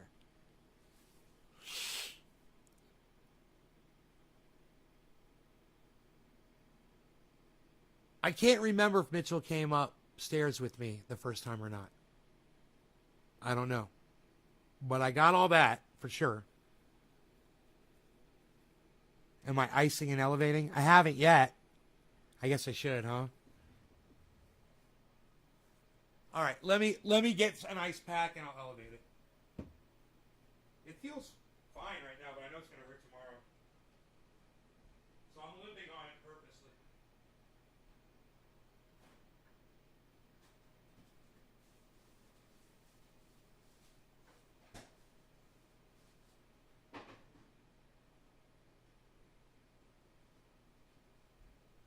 You're so thoughtful, Tula.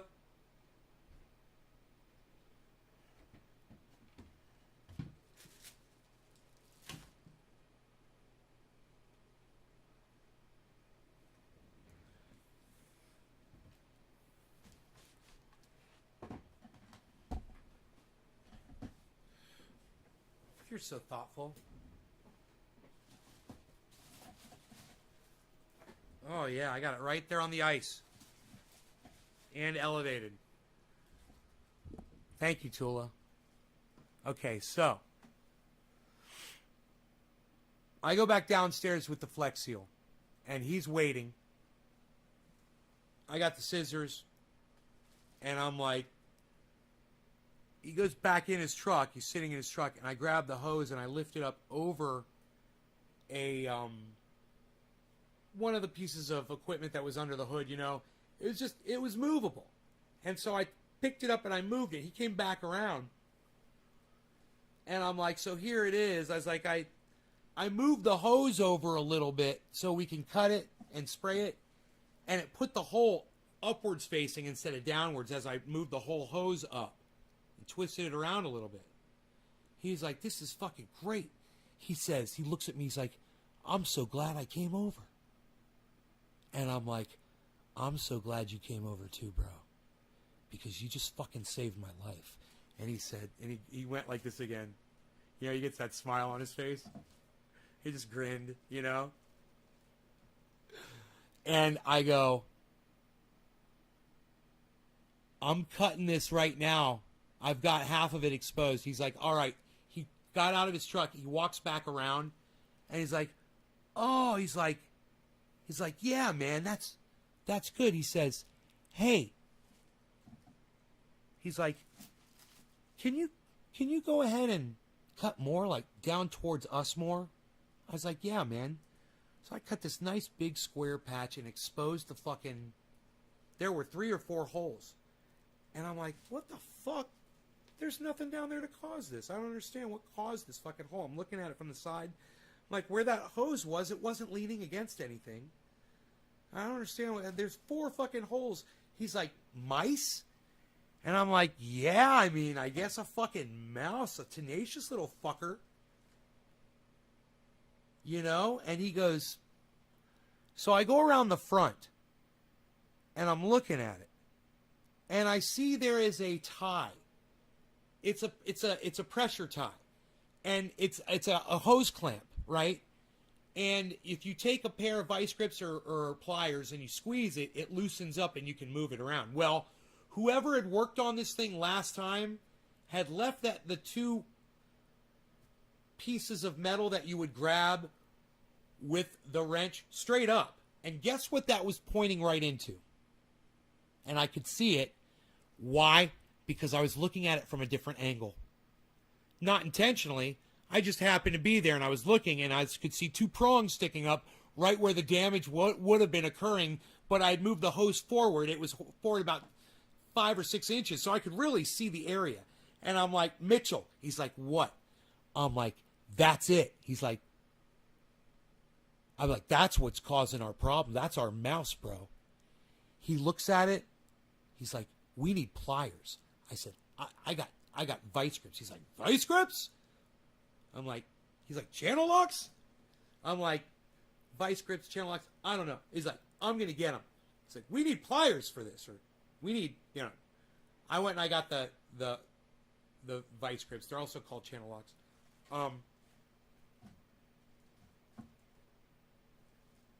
And he says, I can do it. I go, okay.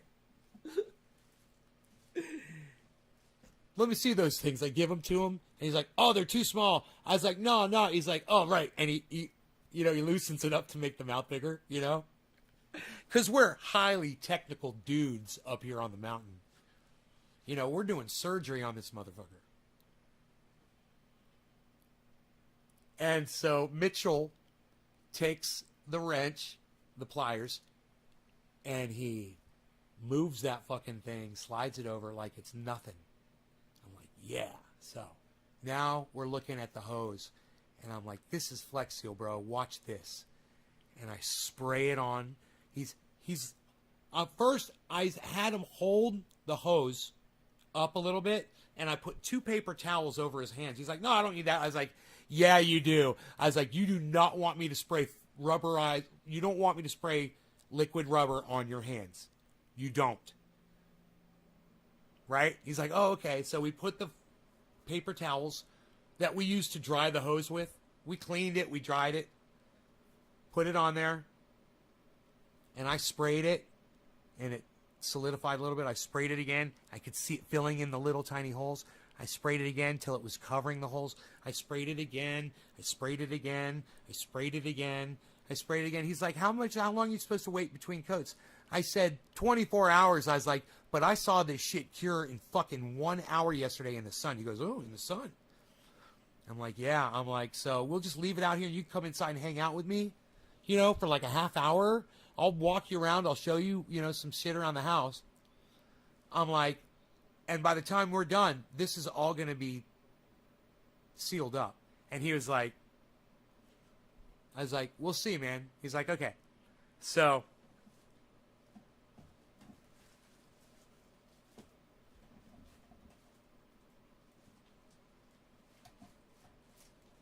we go in the house, and there we go. We go in the house. My dude is training a, you can't find no better show. Now pull out the bud. Pack a fucking bowl. I got you.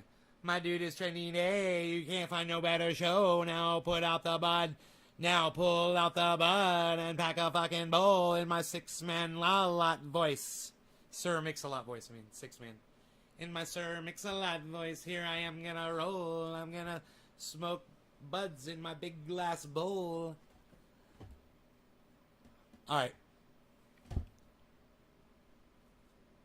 There was so much talent involved in writing those lyrics with that rhythm. Because the rock man's got them and the butts just drop. I'm 34 in Union, gotta make a stop. Should I use Flex Seal? Yes, you should use Flex Seal, James. So,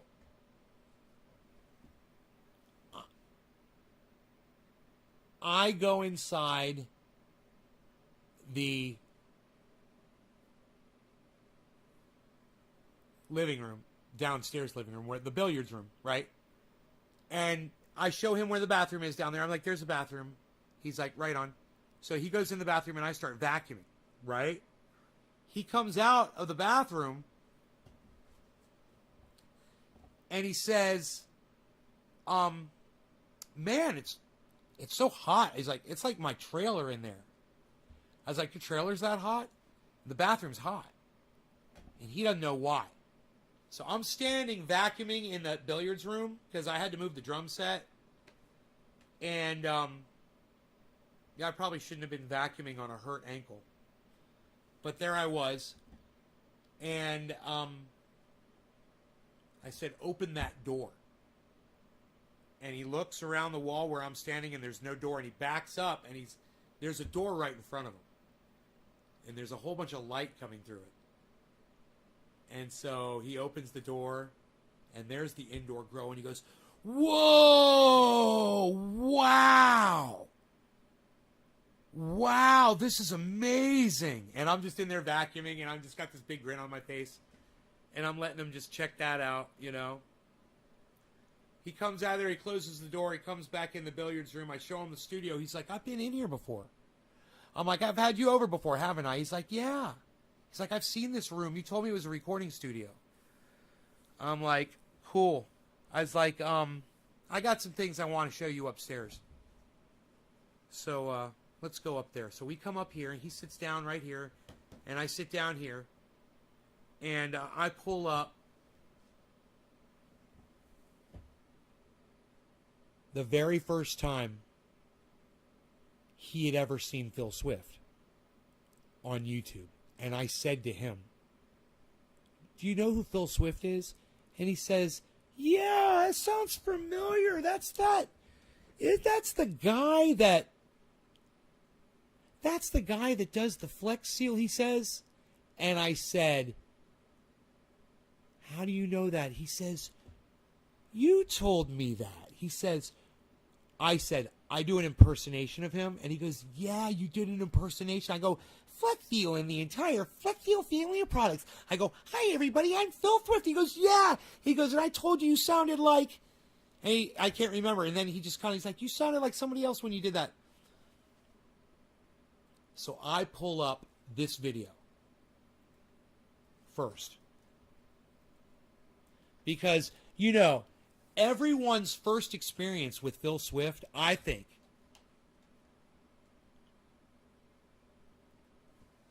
should be this video.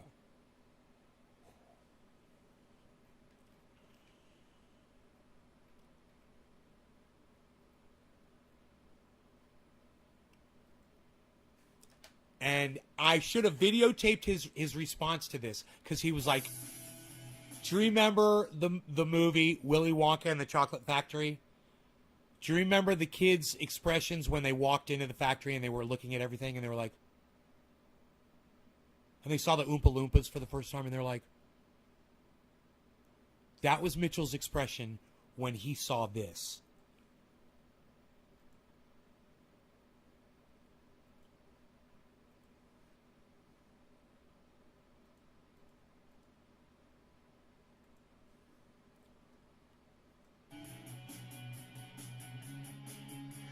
Hi, Phil Swift here for Flex Tape, the super strong waterproof tape that can instantly pack. It was at this moment, like a child walking through the chocolate factory, looking at his mom or his dad, and Mitchell looked at me and said, is this real? And I go, yeah, it's real. And he goes, and this video just kept playing. Much fun, seal and repair. Flex tape is no ordinary tape. Its triple thick adhesive virtually welds itself to the surface, instantly stopping the toughest leaks. Leaky pipes can cause major damage, but Flex tape grips on tight and bonds instantly. Plus, Flex tape's powerful adhesive is so strong, it even works underwater. Now you can repair leaks in pools and spas without draining them. Flex tape is perfect for marine, campers, and RVs. Flex tape is super strong. And this is when I paused it, and he goes, this stuff is amazing. And I go, I know. And then he said this. It's on. It holds on tight. And for emergency auto repair, Flex tape keeps its grip, even in the toughest conditions. Wait. Stop it. Stop the video. He says, wait, can you go back to the car? What was that? I missed that. Can you show me the car thing again? I go, yes, I can. And I go like this. And I go to Mitchell. I go, they put it on the car. And he goes, oh. And for emergency auto repair, Flex tape keeps its grip, even in And the then toughest Mitchell conditions.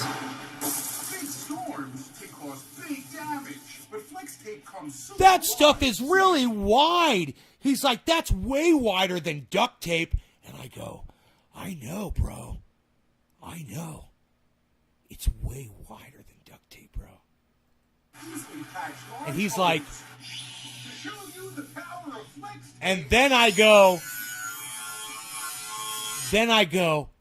bro, now he's going to cut this boat in half and he's going to tape it back together and he's going to fucking swim in that motherfucker.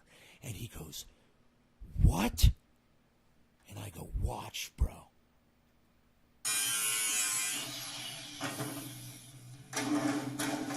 I saw this boat in half. And then I paused it right there and I looked at Mitchell and I go, he told us he sawed the boat in half, bro. Like, we didn't fucking know that he sawed the boat in half. And right when I did that, Mitchell goes like this. And I go, I'm sorry. I'm going, like we didn't know that he sawed the boat in half. And he goes,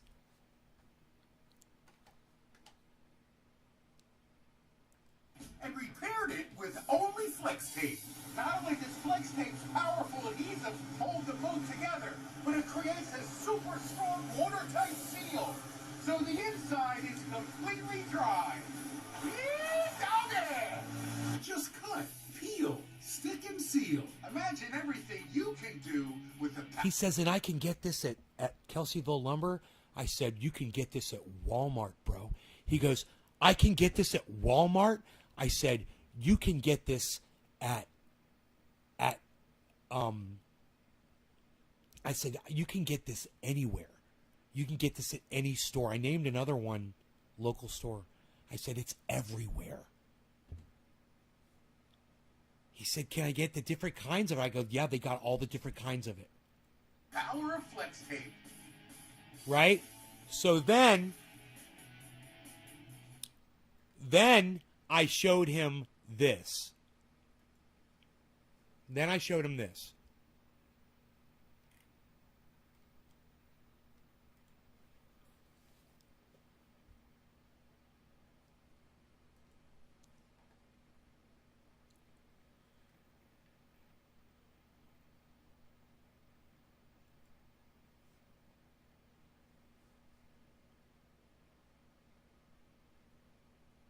The incredible rubberized paste.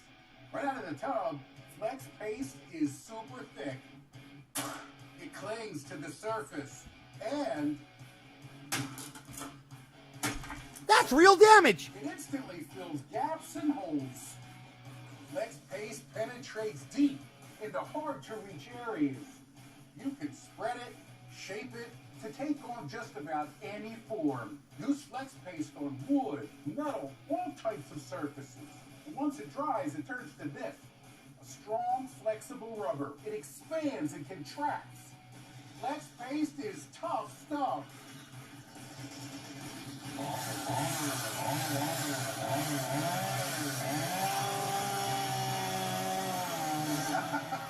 Now that's a lot of damage. But with flex paste, And then I looked at Mitchell and I go, that's his tagline right there. I say, that's real damage. That's a lot of damage. I said, that's what he says. And everybody always waits for him to say that shit. That's like his thing. He likes to do a lot of damage, right? I made Mitch, and Mitchell's got this grin on his face now, and he likes Phil Swift now. He's a fan, you know? you can create a watertight seal. Flex paste rubberized coating is UV, chemical, and mildew resistant. In extreme heat, driving rain, or freezing cold, flex paste keeps its hold. Flex paste is perfect for projects, crafts, and hobbies. Shape it, mold it, or paint it any color. With flex paste, you can create just about anything you can imagine. And when insects or rodents are getting into your home, use flex paste to seal up large holes to keep those unwanted pests out. Flex paste in Or keep 'em in. formula won't dissolve or wash away. And it even works underwater. So you can apply flex paste underwater, and it even dries underwater. And once flex paste dries, it turns into a strong, flexible rubber. Storms and floods can destroy your home. And you can push flex paste deep into wet surfaces and hard-to-reach areas. Now it's easy to seal up windows and doors to help prevent flood damage. To show you the power of flex paste, I hope not. I took this chicken wire. Woo! Bent, shaped, and molded it, then covered it with only flex paste. And created the world's first flex paste rubber boat. Not only does flex paste seal up every hole in the chicken wire, but it creates a strong, watertight barrier that bends and stays flexible. And the inside is completely dry.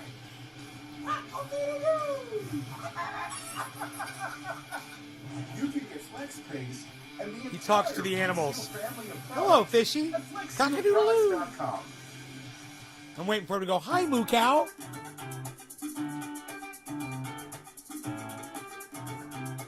Okay. The next video that we watched was We watched a little behind the scenes. Then we tried to pull up the Savage Joy Marie Man video. I was looking for the thing where I talked about him, but I couldn't find it. And then we watched the gimbal video. And we watched the debunk videos. And then I showed him the flight of an albatross. So he could see what a big bird looks like in flight. And see, he didn't know that birds could have a wingspan of 11 feet. And I'm like, yeah, man, albatross. I was like, the one that they were tracking on that UFO video was only 6-foot wingspan. And you can literally see the fucking wings flapping. He was like, what? I showed it to him in slow motion. He goes, I can see it's a bird. I'm like, right? I showed him the Thunderfoot debunk video. He loved it. I showed him this guy, you know, getting debunked. He loved it. Then we went back and we talked, you know, and I gave him some triage oil, you know, and I told him that that was what I do. Oh, and I gave him an entire lesson on crypto. Check this out. Now, one thing I can say about Mitchell is he's a multi-degree college educated man, okay? His major was psychology, and he also studied history, which I believe he also majored in that, I believe he said. He's an educated person. And he's been living off grid. He lived in a van down by the river. For, I believe he says 8 years, he lived in a van. Right? No electricity, no power. No,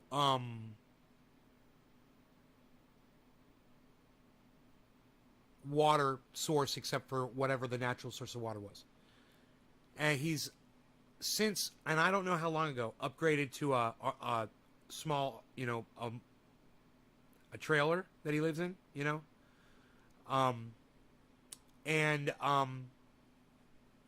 You guys know how he gets his water, and you guys know what he does about his power situation. His power, he just uses a generator when he needs a little bit of energy, you know. Oh, Dom. Brother, he thanked me. That flex. I didn't finish the story when we walked outside. And we didn't get to that yet. So, I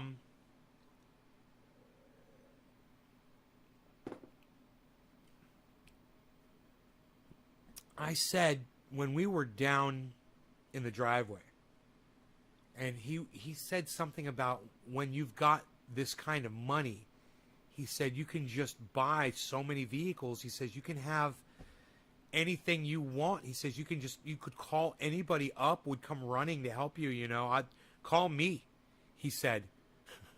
You know? I said, absolutely. He goes, so what do you do with all your money? I said, I didn't know what to do with all my money, so I fucking put it all in crypto. Okay. Are you guys ready for this? What do you think the next thing is that Mitchell said to me after I said that to him? I want you guys to guess.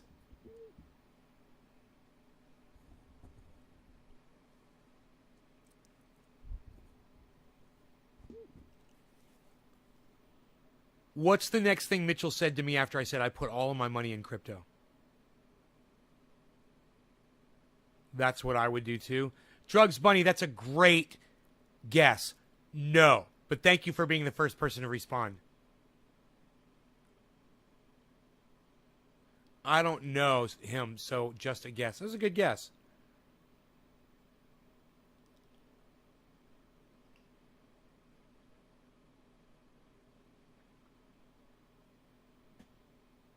How's that going? You think that's what he said? How's that going? Nope, that's not what he said.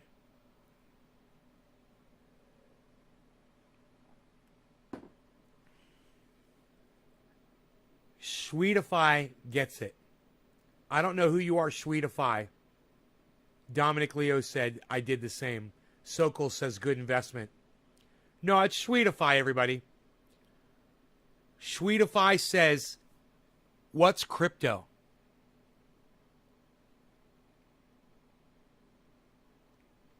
That is exactly what Mitchell said to me. I knew one of you was going to get it. Did he say he saw that boat in half? He hadn't seen that yet. He hadn't been inside the house yet. It was when I was showing him the Flex seal under the hood that I mentioned crypto, because he looked at all the tools, and I said I don't have that kind of a wrench or whatever it was he thought I should have. He goes, dude, you're a millionaire. He's like, why don't you have that tool? And we laughed, and I said, I put all my money in crypto. And he looked at me and he goes, what's crypto? And I said, I'm going to show you what crypto is, bro. He's like, all right. Crypto's monopoly money. So I brought him upstairs, and we sat down and, we watched a bunch of videos. But before we ever started watching those videos, I gave him a crash course in what crypto was. And I pulled up CoinMarketCap. So I pulled up CoinMarketCap. And he said, so what is crypto? And I said, it's an alternative currency for the dollar bill. I said, it's like stocks. He's like, so you're investing in companies and corporations like stocks? I said, sometimes yes and sometimes no. I said, sometimes you're investing in technology. And I said, sometimes you're investing in a dog, an image, a meme, a picture, something that's popular that somebody else will give you value for. I said, if I have, and I went over and I grabbed a Bitcoin. He goes, that's a Bitcoin? I go, that's a representation of a Bitcoin. I said, it's not a Bitcoin. I said, they don't really exist. I said, but people mint these so that you can actually have something to hold in your hand and just, use as he says like it's fake. I go, exactly. He's like, oh, let me see it. So I gave it to him, he's looking at it. And I'm telling him, it's like if I gave you that and you were willing to give me $47,000. $47,000! Bitcoin's at $47,000, everybody. Yeah, it was even higher a few hours ago. Wow. What's the daily high, I wonder? Holy shit.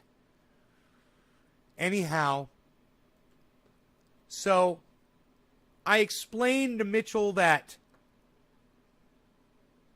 as long as he was willing to give me it was 46,000 that we were talking about this.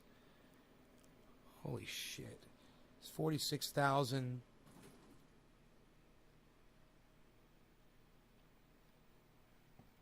I 46,000 whatever. I can't believe it's gone up since I talked to Mitchell an hour ago. It's gone up like $300 or more. But I said, I gave him the whole rundown. I said, if you're willing to give me $46,500 for this, I said, there you go. I said, there's my cash. And I said, as long as me and you are doing that transaction, then this thing's got value. I said, I went up and I said, there's 11,257 different kinds of cryptocurrency. I go, and Bitcoin is the main one. I said, but there's more. I said, you got Ethereum, you got Doge, and I handed him the Doge coin, and he was holding it. I go, that's a dog. And he goes like this.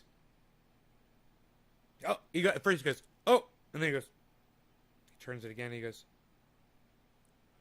oh, it's a wolf. I go, it's a Shiba Inu. He goes, it's a wolf? I go, it's a Shiba Inu. He says, he's so fucking smart. He goes, is that a breed of dog? And I go, yeah, it's a breed, man. Shiba Inu. And he goes, wow.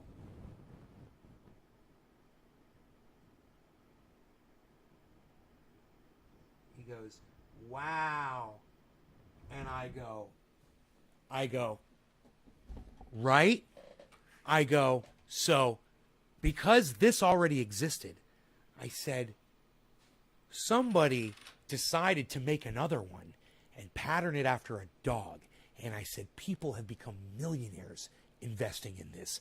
I said, this one right here is worth $46,000 $700, whatever it was. I said, this one is worth 29 cents. That's what it was. I think it was 27 or 29 cents. And he goes, but you, he says, I said, just depends. I said, you could buy $100 worth of this. I said, you could buy $100 worth of that. I says, you still got $100 worth of cryptocurrency no matter what. He goes, oh. I go, now you don't have a whole Bitcoin. I go, but you have a whole bunch of these if they were 0.005 cents, which is how much these were when they went on the market. And he goes, oh. And I go, now somebody made one called Shiba Inu. And I scrolled down and I showed him Shiba Inu. And I go, look at the number on Shiba Inu. He goes, Shiba Inu. And I go, yeah, Shiba Inu. I go, like the dog. And I go, look how many zeros. I go, 0.000008067. I said, you can get like 1 million of those for like $700. You know, I just pulled a number out of the air or something. He goes, oh. I go, they might be worth $1 one day. And he goes, oh. He goes, but they'd have to be worth $1 one day. I go, I know, but the value's going up right now. He goes, oh. He caught on to everything. Like, he barely asked me any questions at all. He just listened. He's like a fucking sponge, right? So, I'm going to turn him on to fucking crypto. I'm totally going to turn him on to crypto. Now that he understands what it is. Got out of high school in 2014. Looks like a fox outside my house. So, 1 Bitcoin costs more than my house. Wow. Did you tell him about market cap and how certain coins have more supply? Yes. And we didn't get into the specifics of that, but I showed him that different coins have different amounts of people that are doing it. I said millions and millions of people are doing this. And I said when the stock market closes on the weekends, traders can only trade in this. And they do. And I said, so this goes 24/7, 7 days a week. And he goes, oh. And then I told him about the technology behind Ethereum. And then I explained to him that money that we're looking at being processed right now is running on this Ethereum network, just like Visa runs on the Visa network all over the world. And I said, you can use Visa card anywhere in the world. I said, it's just like that. And he's like, ah. So, this one is Stellar Lumens. So he said, these are not, you can't get these. He's like, you can't get a whole bunch. I said, no. I said, those aren't real. And they don't exist like that. I said, it exists like a stock. Like you purchase a stock in a company. He's like, I got it now. So,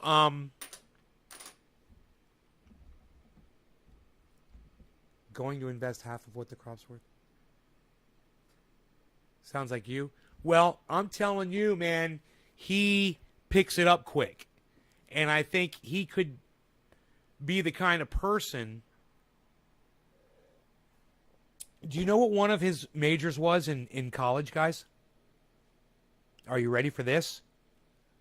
Fucking math.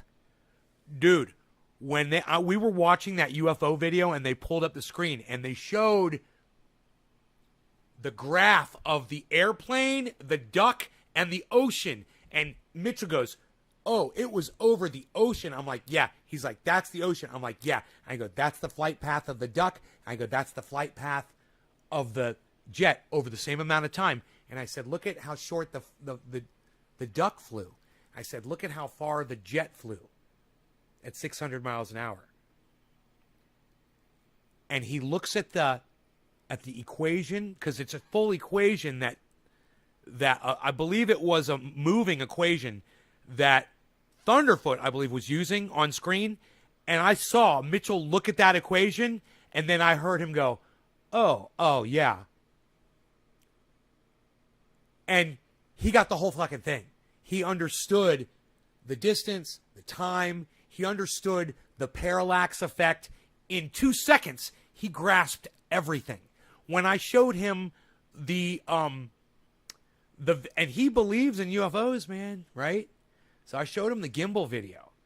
And I said, now this is all bullshit. I said, the guy literally says it's an albatross in the video.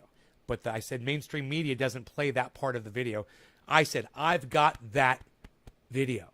He's like, you do? I was like, I show you the whole video. He's like, you can? I'm like, yeah.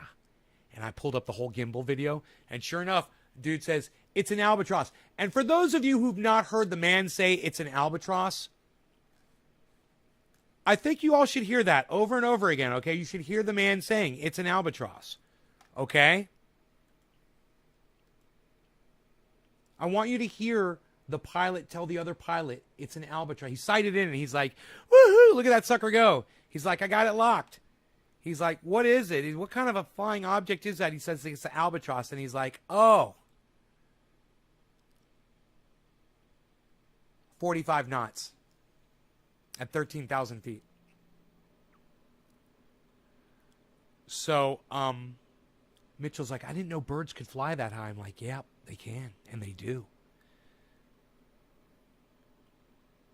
Dude, an albatross can circumvent the Earth in 48, what is it? 48. Dude, I want to say 48 hours. That an albatross can fly around the world in 48 hours. I want to say that, but I can't remember what it was. So don't quote me on that one yet.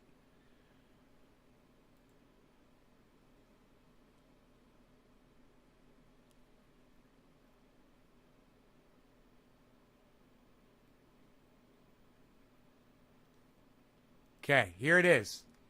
Listen, guys, and I'll show it to you while you can listen to it. Dude, this is fucking Toronto, bro. There's a whole fleet of them. Look on the ASA. There's a whole fleet of them. My gosh. My gosh. They're all going against the wind. The wind's 120 knots from the west. Look at that thing, dude.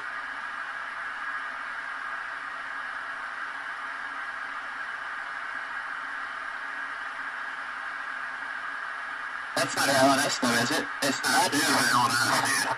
Well, the first look at that thing. It's rotated. Dude, that might not have been the video. Hold on a second. Hold on one second. There's another one. What? I want the video, but fuck, son of a bitch. No, I don't want to see Real Time with Bill Maher.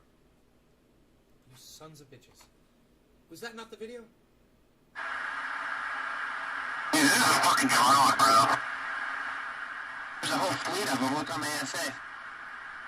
My gosh. They're all going against the wind. The wind's 120 knots from the west. Look at that thing, dude. That's not the right video. There's another one. So the audio is different. Isn't that weird? That's not an LNS though, is it? It's not. It is an LNS, dude. Well, the first look at that thing. It's rotated. Right, it's rotating. Okay, hold on. This is bullshit. But let me find this other video. It was...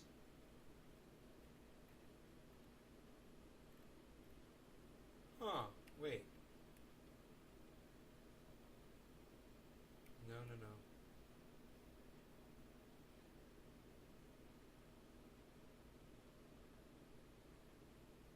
Huh. So it must be this video. God bless America. I'm not sure. I'm so confused. Episode 4 of the History Channel's show Unidentified Inside America's UFO Investigation centers around 3 videos. Let me see if I can find it. The calibrated airspeed in the lower left is also fairly constant at around That's the wrong 255 knots, which gives a true... All 3 videos are extensive inside America's around 3, commonly referred to as limits and gimbal. All 3 videos were extensively analysed on Metabike over a year ago. Nimitz is probably just a distant jet. Gimbal is also probably a distant jet, but this time with a rotating glare that's just an artifact of the gimbal-mounted camera system. But what I want to discuss here is the go fast. Okay, wrong. Not the video we watched. It must be the Mick West video. Wait, that's the one I just clicked on, right? I'm so freaking confused right now. Yeah, the one that says gimbal Y rotate. 209. It must be this one. Holy shit. So something I'm asked a lot regarding the gimbal video is if it's camera. Right?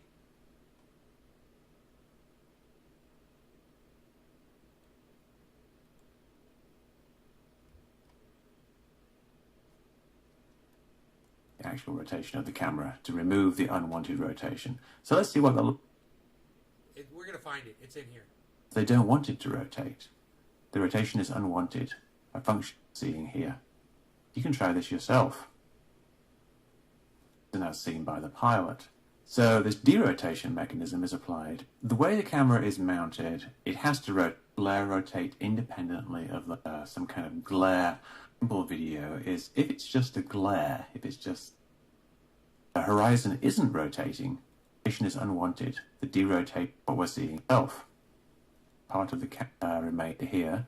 And a derotation. It's like if we rotation of the camera to remove the applied by the rotation to. I'm losing my mind, man. That I can't find this video because we only watched, I thought, 3 of these videos. Oh, was it maybe on this one? Yeah, maybe it was on this one. Maybe this one. Maybe this guy played the whole video. He really drives the point home. Oh yeah, yeah, it was this one. We're at 3:09. He says it's because of focal length. Then at 70 minutes, 18 minutes, and 20 minutes. It was the Thunderfoot video. Here we go. I got it. I'm so glad I found this. Did you box moving target? No, I took an auto turret.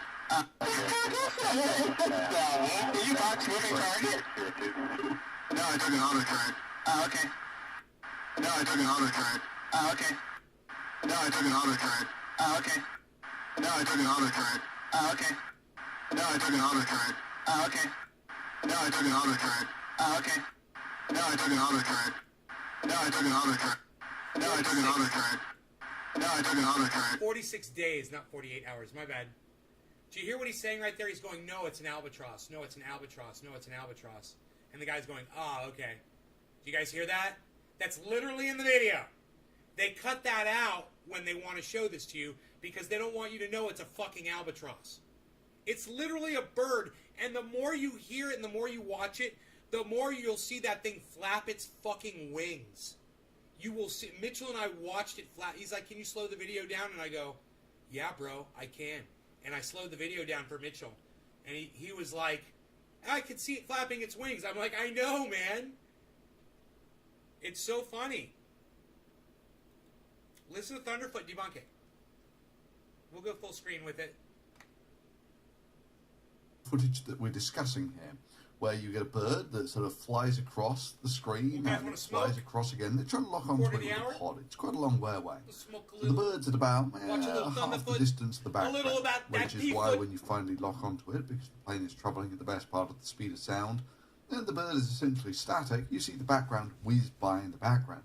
And your first suspicions that it's a bird should probably come when you can kind of see it flapping its wings. A duck! Exactly. And of course, you go through the calculations of the known optics of the camera and the distance of the object, giving us the range there, and boom, you find out that it's about the size of a reasonable sized duck. Further clues that this is not actually anything particularly remarkable come from the audio that is recorded on this clip. Then you just have to ask yourself, is this more the reaction of some bored pilots using the imaging pod to try and lock on? Sweetify, I want to help you start a podcast. Let me know if there's anything I can do, okay? I love it that somebody wants to start a podcast. Yeah, you should do it. Just whatever you're passionate about, and try not to get too personal with your audience, because that's what I do. I get really personal, and so a lot of people don't like that. But if you want to do well and you want to get a lot of views, don't get too personal with your audience. And do what you're passionate about. Do a fishing show, or if you're into basket weaving, or if you're into gardening like me, or you're into cannabis. Or don't do cannabis though, because if you do anything illegal or anything that they deem non-advertiser friendly content, you won't go anywhere. So as soon as you curse, as soon as you break their rules, and you should go read all the rules right now, and you'll see how obnoxious and stupid they are. I probably just broke 3 of the rules right now just telling you this. To a distant, small object, Or are these people who see something that's utterly amazing, then just don't really do anything about it? You know, like try and investigate it or something.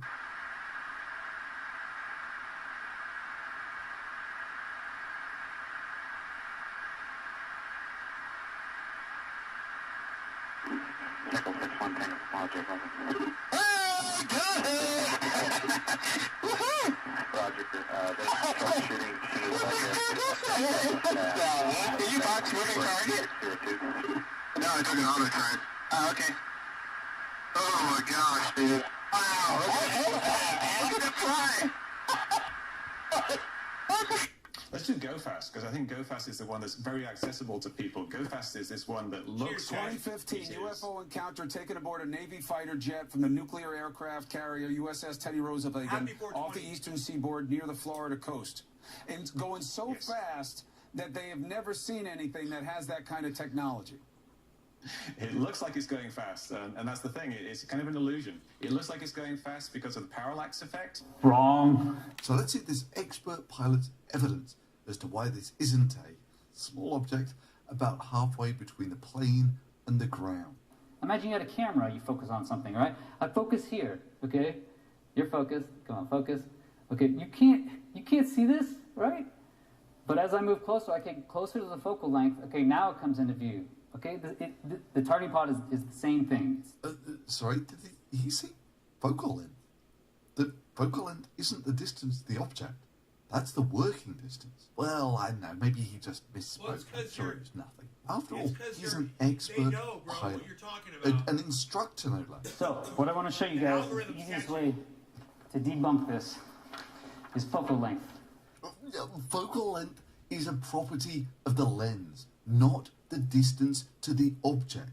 And if there was any doubt that he doesn't know the basics of optics, he really drives the point home in his video description. So he goes on to debunk, which is what Thunderfoot does, and he does it so good.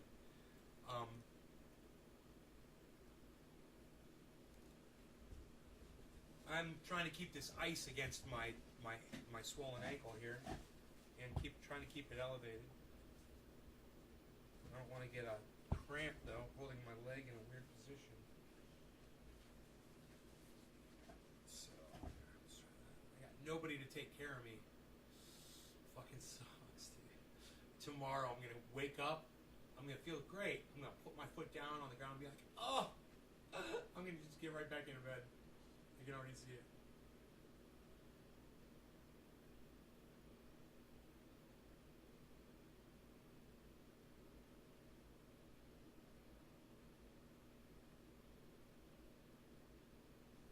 Sports betting, some people get rich off it, but I think a lot of people just get addicted to it and end up losing a lot of money. So I wouldn't recommend it. I recommend crypto if somebody's looking for.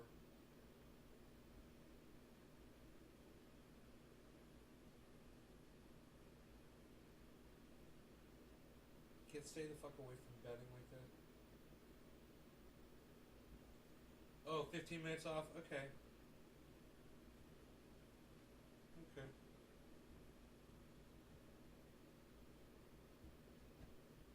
The swelling is obnoxious, man.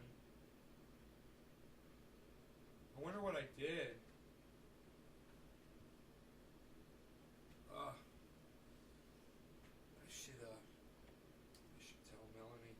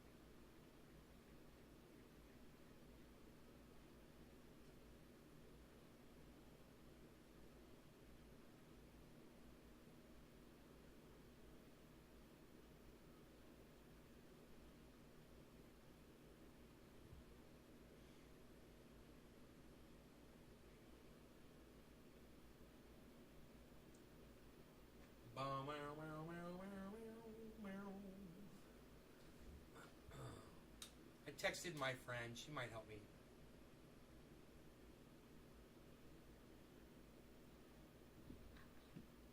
Ugh. This is just sucky, man. I just need that one good podcast. I think we had it last night with Savage Joy, man. That was it. Bro, I want to go back and find the part where I'm talking about Mitchell in there, off-grid.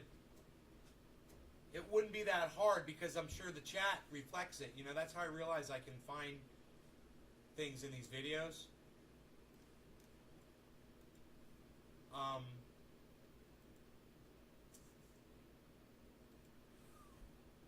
Kissy. Kissy? Dude, Kissy lives on the other side of the fucking country, bro. What are you fucking talking about, Kissy?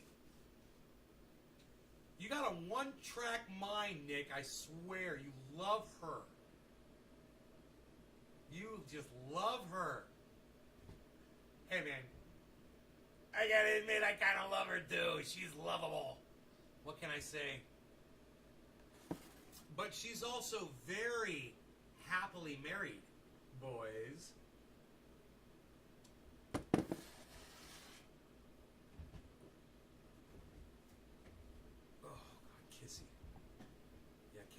Kissy could definitely handle this situation. She can handle any situation. Alright, so, the video was alive. It doesn't just show all your videos in order of upload. It's so stupid because some engineer over there at YouTube, you know, knew better. Some idiot. Write it down. Nay, turn around your mics. Oh, yeah. Turn around my microphones. Very good. Turn around the microphones. Is that better for you?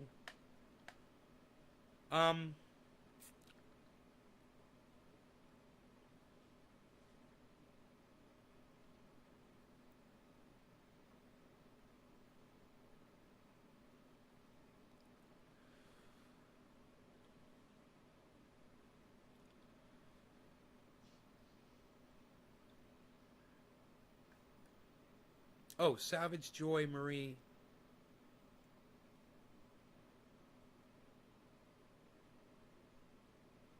What?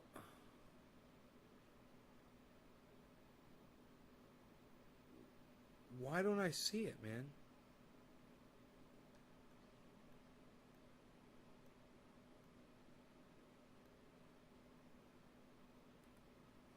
Man, where's the Savage Joy Marie man live tonight? Is that it? It must be because it's 3 hours and 12 minutes. I wouldn't have done a 3 hour and 12 minute video before. Right, okay. It wouldn't have made sense before the interview. 1881A. There she is. Which is something that Biden can actually enact. I'll find it quick. I'll look in the chat. You're gonna be like, oh god, she's one of those, like, you know, Farm equipment, here we go. Sexist. Yeah, right. I found like a super. Okay, Janice Colby in the chat. I need acreage. We're right there, Jenna, thanks to your chat. Say, This is a great feature. I can back up. So right where I see you bump the chat up. There it goes. Wow. I need acreage. Wow. I need. People, I miss going to bars and clubs, and I'm a musician. I miss playing, you know, in We're talking about living out in the middle of nowhere. kind of, because we know that's not going to happen. The people in charge of taking the money out of politics are the ones that get the money in politics. And so it's... I need it's never acreage. going to happen. You had already said that. I have an... You know, if it all collapses, I have a solution. I live off-grid. So it doesn't help with people with medical problems, but you start with what Ron PLACONE is talking about with local communities getting together and helping each other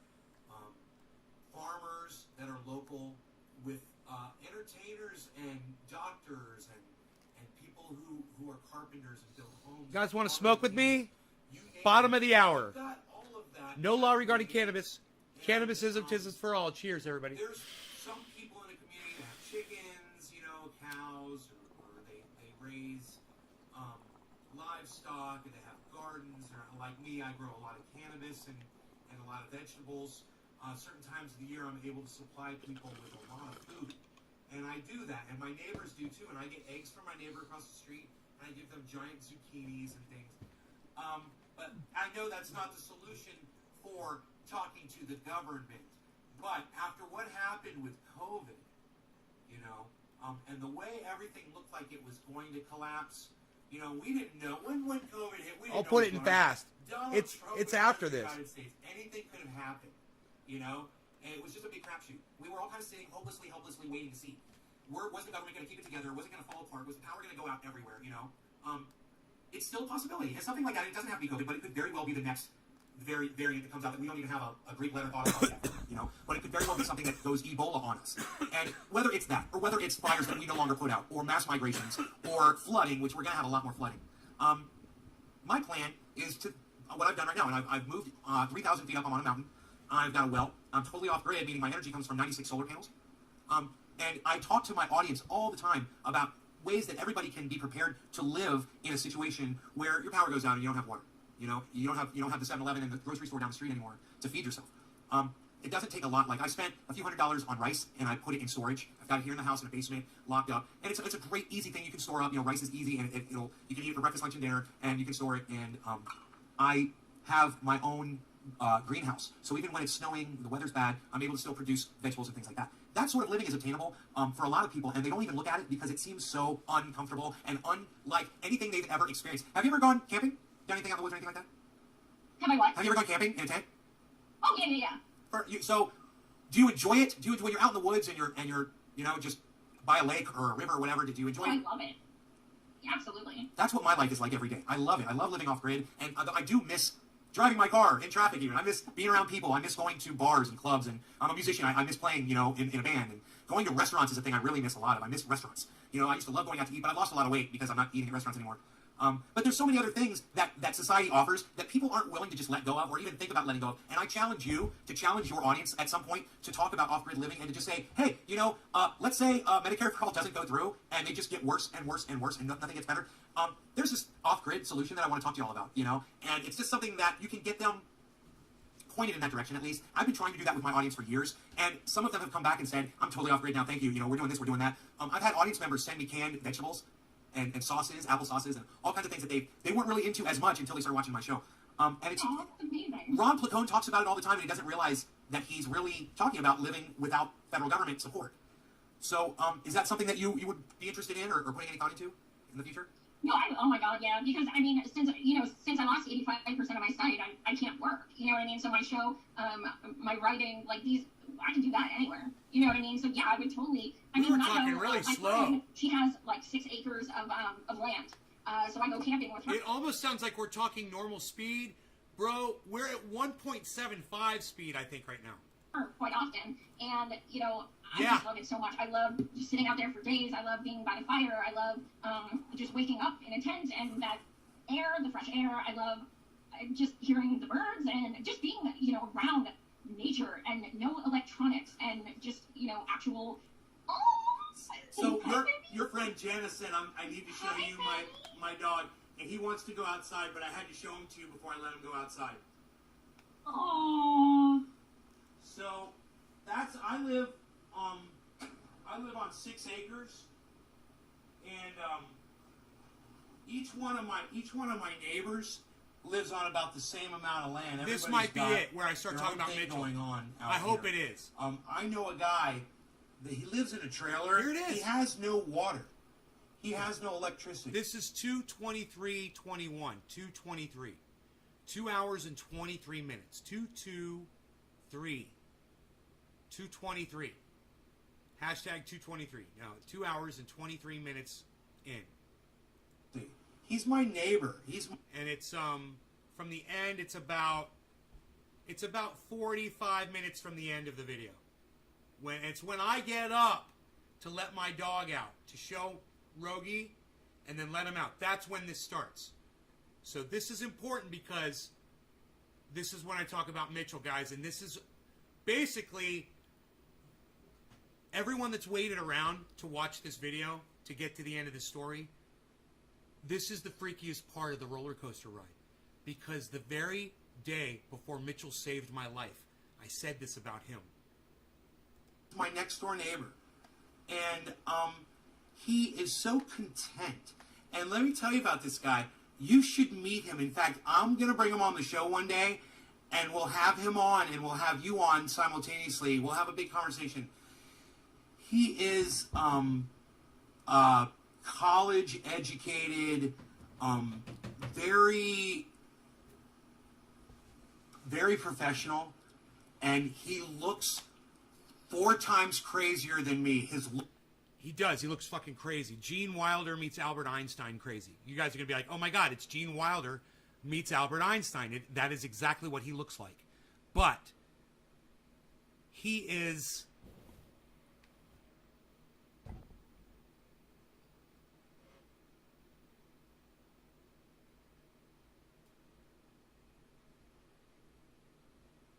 willing to come on the show and talk to us.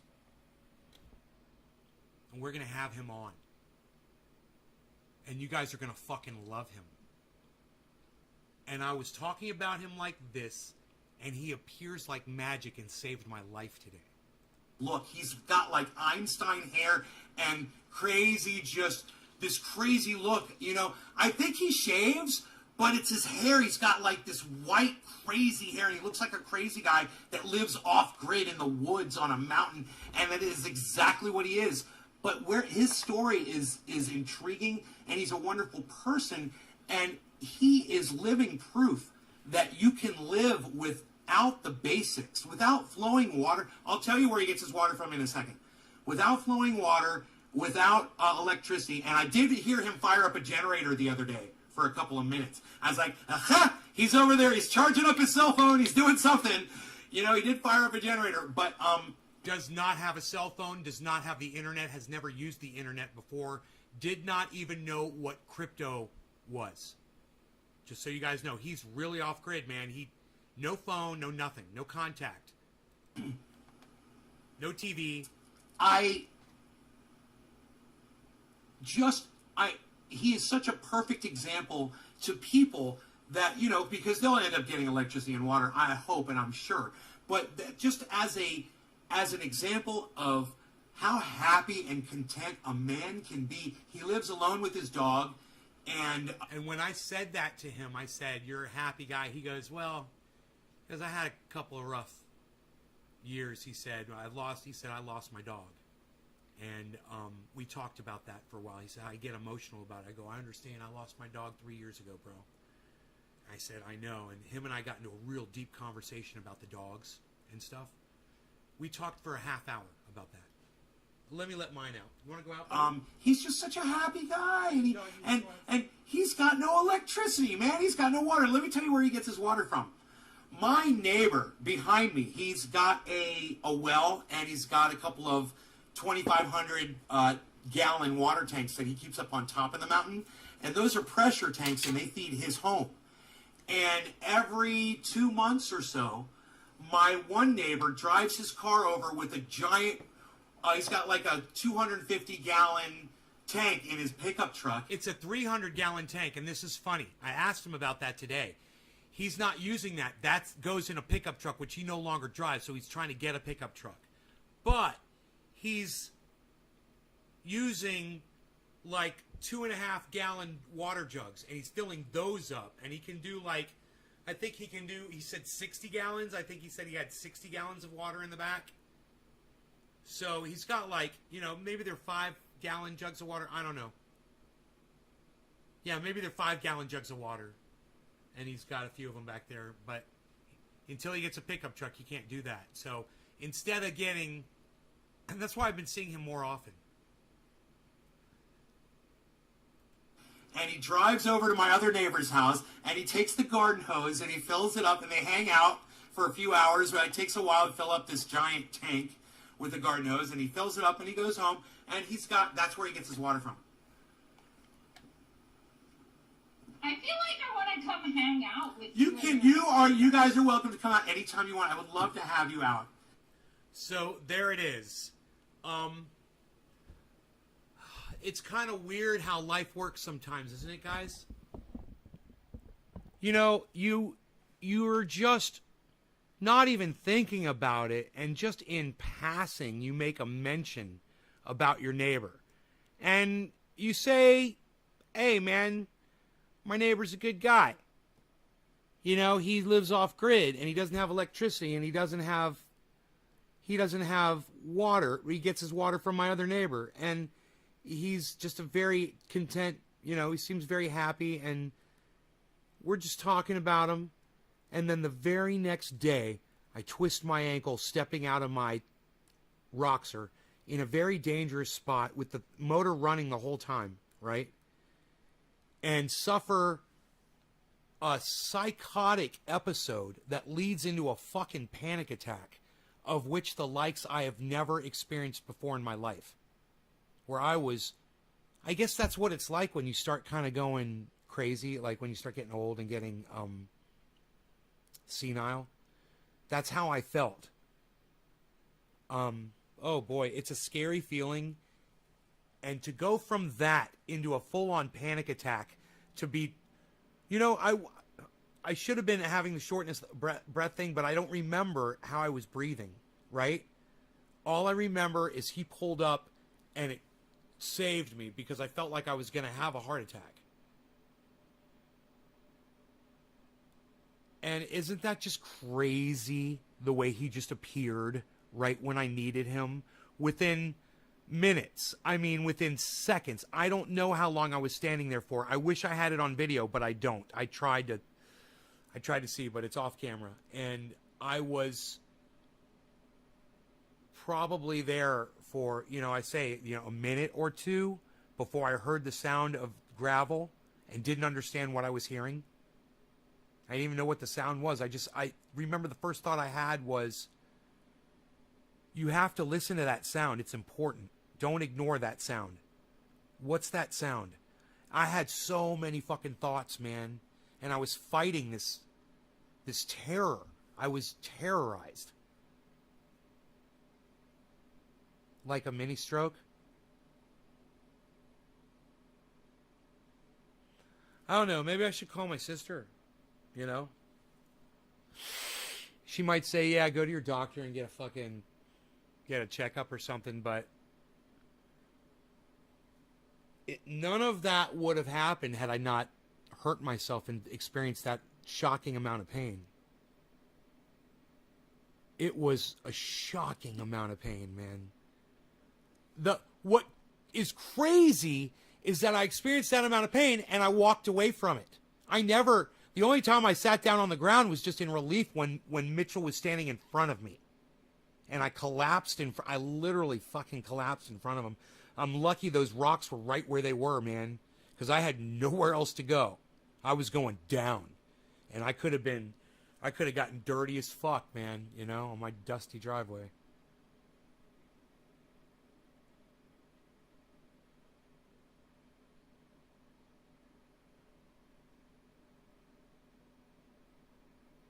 Because you're functioning fine? Yeah. Yeah, I seem to be functioning fine. Yeah, man, I'm good.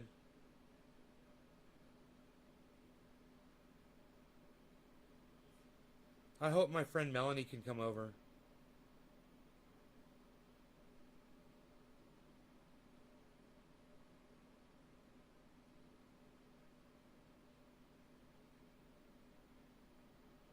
I really need some companionship right now, man. I need somebody here to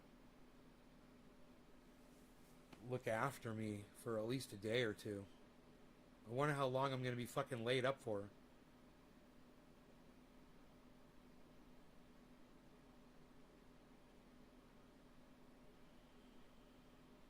Is it smoky? You can see the smoke, Tula, but it's not smoky here at my house. I mean, it's hazy outside, and it looks overcast. The sun is shining down through it. I'd have to go look. Let me go look at it, okay? And I'll tell you exactly how it is.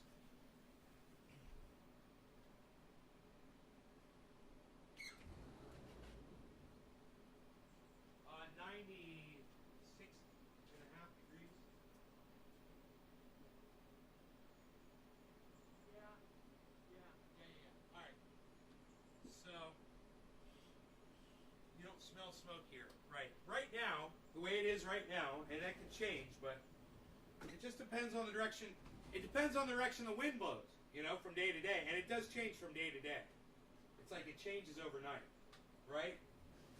Right now, you can't smell any smoke. The air is fairly clear. I wouldn't give it 100% quality rating at all, but it's clear. But above the house, you can see the sun. It's shining through its blue sky. But as you look off in the distance, over near where the frack mines are actually, you could see the whole sky is full of haze. Not smoke, but definitely a haze caused by smoke pollution for sure. It's not clouds. That is fucking smoke haze, and you can see it for sure. But am I dehydrated? If anything, not from the heat as much as from the massive sweat. I drank some water. Mitchell and I drank a glass of water together. A whole glass. I drank all of this, plus I drank from the hose, plus I drank this entire cup of coffee. So I got plenty of liquid inside me right now.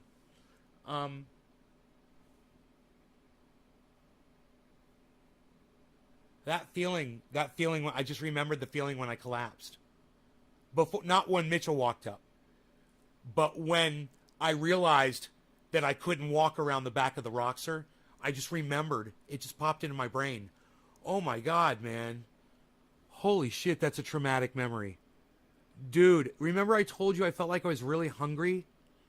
I was standing there, and I thought I was just going to vomit everything if I had anything inside me. I got so fucking nauseous. It was such an overwhelming feeling of nausea. And then I started this profuse sweating. I was overcome. I was so traumatic that I barely even remember these moments, guys. I'm so glad that I'm sharing this on the live stream because I can go back and listen to this and it'll help me recall it. You know?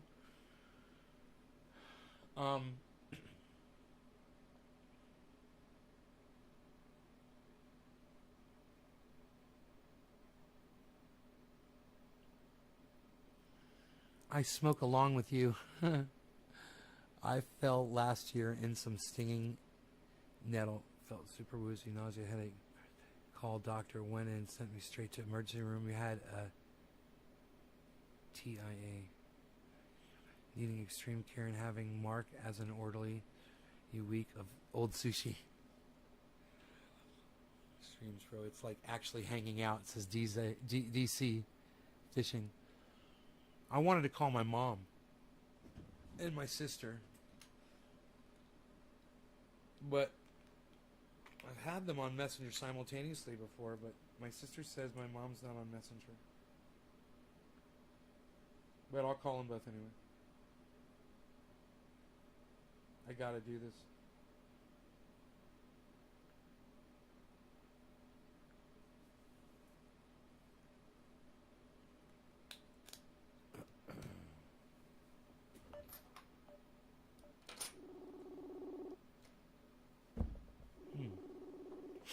Maybe something a little higher? Hello. Hi, my beautiful sister. I'm live on my show right now. I've been live for 3 hours, just so you know. No private information shall be released on this conversation. Okay.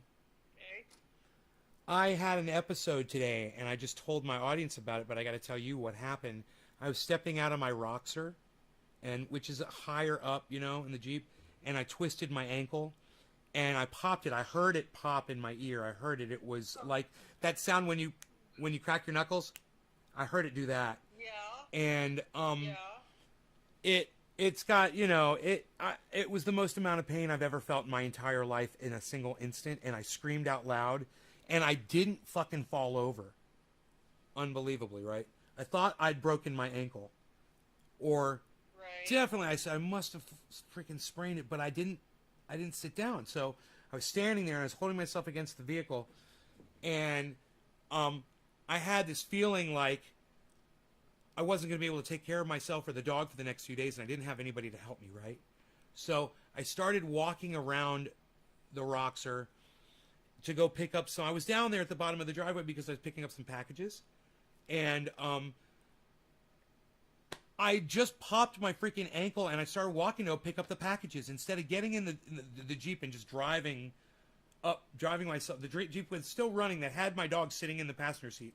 I decide to go get the freaking, right? So I'm literally out of my mind at this point, right? And I'm not thinking clearly. Yeah. And I didn't realize I wasn't. I would picked up a box. It had 2 winches in it for my sawmill, and I thought it was one winch in my hand. And I walked away, and I was thinking to myself, why did they only deliver me one winch? Why did they only deliver me one winch? And then I thought, where is my sawmill? I was like, where am I? Where? And I couldn't see. I started losing my ability to see, right? So I put the fucking, I put the box down. And as I put the box down, I look at it and I'm like, oh, that's 2 winches. What the fuck is wrong with me? So then I turn around, I go back to get the other box, and I never make it around the back of the Jeep. I put my hands against it, and I start feeling like I'm gonna vomit, like projectile vomit, like nausea. When I had the motion sickness at the theme park, it was like this. It was the worst nausea I'd ever felt. And I leaned against the Jeep, and I thought I was going to throw up, and then I started sweating profusely. And it was at that moment I realized I was having a fucking panic attack, right? So I thought for a second I was having a heart attack. I was like, oh my God, I'm having a fucking panic attack. I was like, because I was thinking, how am I going to take care of myself? How am I going to take care of the dog? And I just got crazy, right? I'm panicking out for about, I don't know, I think it was a minute. I think it was 2 minutes. It felt like forever. I don't know how long. My neighbor pulled up, and I just yell. I'm like this on my Jeep, and I'm like, I look up, and I'm like, help! And I go back down, and I can't even, and he stopped, and he backed up. And he sat there and stared at me for a second, and I was just, I didn't hear him get out of his vehicle yet, but I heard that he backed up. And I said, help, again. And he put it in park, and he got out, and he came over, and I collapsed on the floor, on the ground, next on a pile of rocks. And he said, are you having a heart attack? And I said, no, I'm having a panic attack. And he goes, thank God! And I just snapped me out of it. But it's a long story. But what do you think was the thing where I experience all this shooting pain, and then all of a sudden I don't even realize that I have two boxes that are taped together of the winches. I had 2 winches in my hand, and I wasn't able to just process that. Right? How? Wait, Kimberly. Wait. I wasn't able to just say to myself at that point, when I put the box down and I couldn't find the sawmill, I wasn't able to just say, get in the Jeep. There's air blowing in there. I wasn't able to do any of that. I was thinking to go get the other box, to go load it in the back of the Roxer. Go ahead, ask me. What? Yeah. How what? I was going to ask you, how under the influence were you? Of cannabis?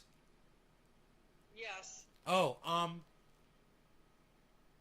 at that point, when I twisted my ankle, I had been outside working, and I had done a show, but I was only using, this. Actually, it's funny. I was only smoking out of this little tiny bong, and I wasn't smoking a lot more than I usually do, and I think it was all just one strain that I normally smoke. So I wasn't mixing it up. So I'm used to this, right? Right. It doesn't matter. I mean, when I put my flip-flops on, I put my heel over them like this, and I didn't put the backs on. So I had no support on my freaking ankle, number one. That was stupid. Right. How does your ankle feel right now? It feels okay, but I've been icing it, and I put triage oil on it, and I'm trying to keep it elevated every few minutes. It looks like a baseball Ben? is coming out of the side of it. Oh, really? It's all swollen. Yeah. I took a picture I can send you. You did not have a panic attack. You had an anxiety attack. That's what someone Anxiety said. attacks. Someone said anxiety attack in the chat. They're similar, but anxiety attacks are caused by Anxiety. thoughts. Yes. Panic attacks come out of nowhere for no reason. Right. You literally I think said I you're- wasn't breathing hard. That was the thing, was I don't remember breathing hard. I wasn't trying, and when I have a panic attack, I can't breathe. Yeah, you had an anxiety attack because your brain went into fight or flight mode. You hurt yourself.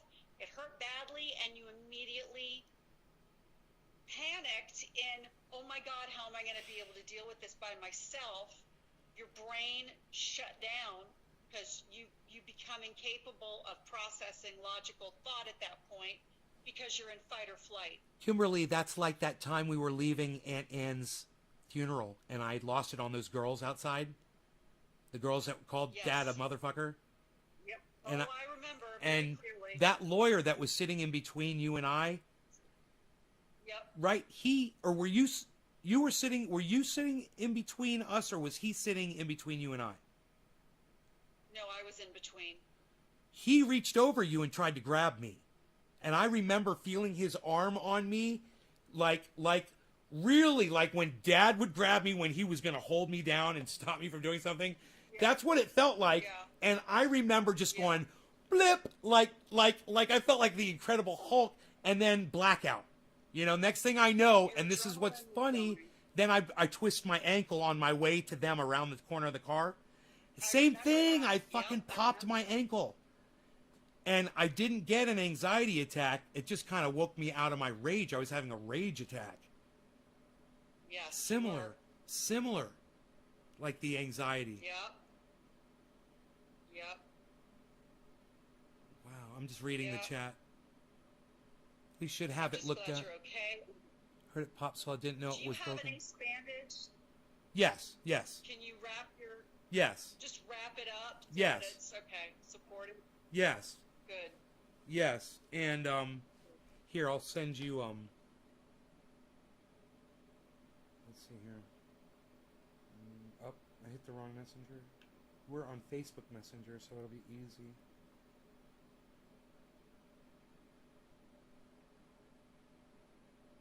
There, I'll send you a picture of my ankle. So, ooh, I'm getting so good at this texting thing with you. This is great. I knew exactly what to do.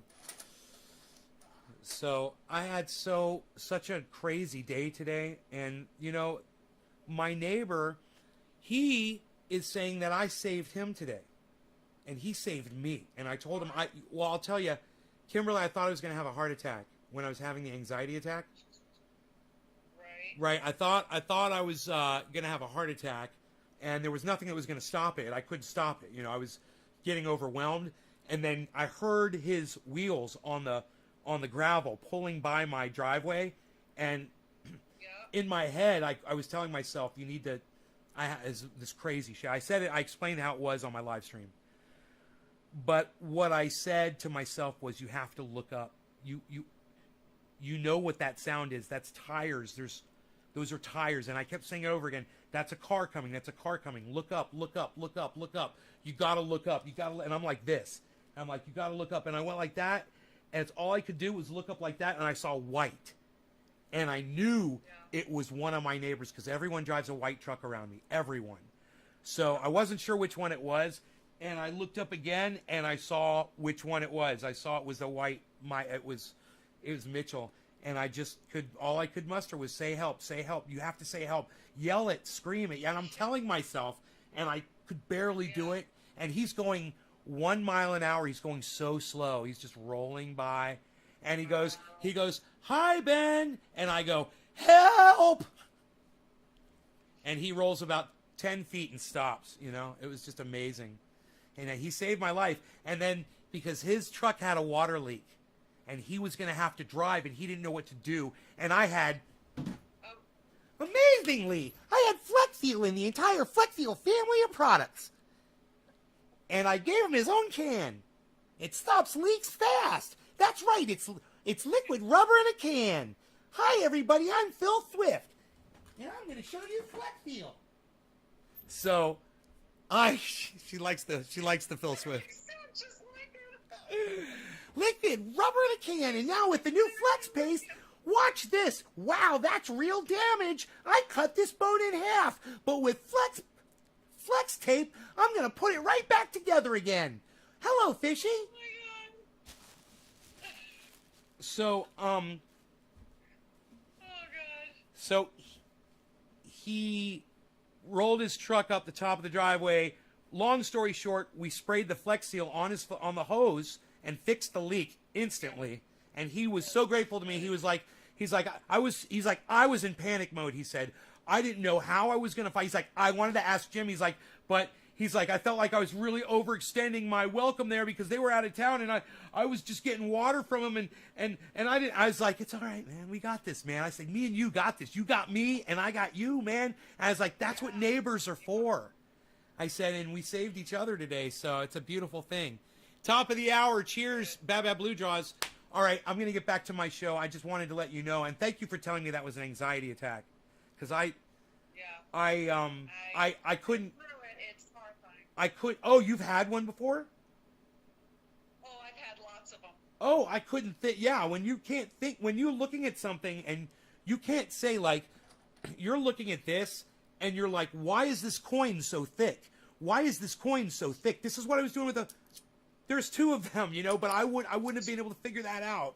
My brain wasn't able to just. Your brain shuts down. Oh. Yeah, you can't process. Well, I'm glad I know what it is. I feel a lot better now. Okay, I'm not losing. It's not Alzheimer's. Hey, there he is right there. He's calling me right now. I'm going to talk to him. I love you. All right, take care. All right, bye.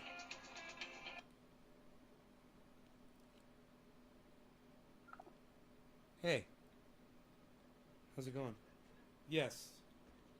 Hey, how's it going? No, I got to go past through 420, man. We always smoke at 420, and I'll probably go through that too. What you got going on, son?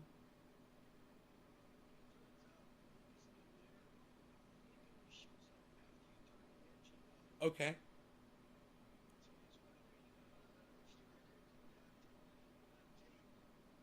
No, I don't. But man, you can just keep spraying the spray on there, and you'll build up an.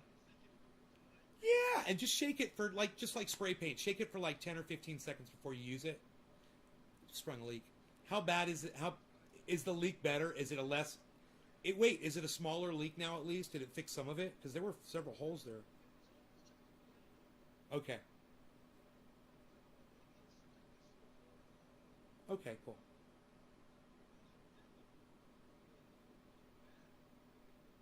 Yeah. Yeah. Yeah, that'll be good. Nope. Nope. All right. Okay, and listen, while I got you on the phone and I'm live, I want you to know I told you I was going to tell everybody the story about what happened to you and me today. And I did. I just finished the whole story. It's kind of fitting that you're here right now.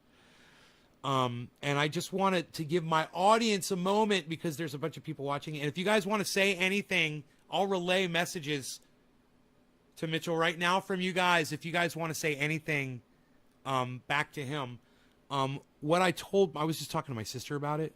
And I said that you're like, I saved you a trip, out.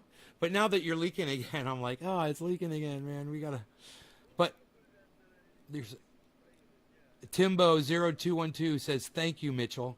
They're saying thank you to you. So you really helped a lot today, man. I told him I was in dire straits. And Nick Brown just said thanks. There you go. And, a whole bunch of people. Bab Blue Jaws says, thank you, Mitchell. Doc Holland says, your story is amazing, Mitchell. Dominic says, thank you, bro. DC Fishing says, Flex Seal failed. Kevin Vaught says, thanks for helping Nay today, Mitchell. Hippie Chick says, thank you for helping Nay. Doc says, thanks, brother. Nick Brown says, thanks for helping our homie Nay today, brother. Sokol's Garden Adventures says, tell Mitchell I said hi, H-I-G-H, and thanks for being a great friend to Nay. And then Timbo0212 says, can't wait to meet you, Mitchell, on the show.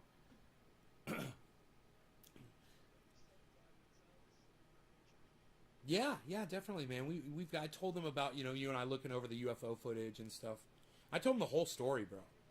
Oh yeah, I told them about how I told you about crypto, that you didn't even know what it was. It was amazing. It's an amazing story, man.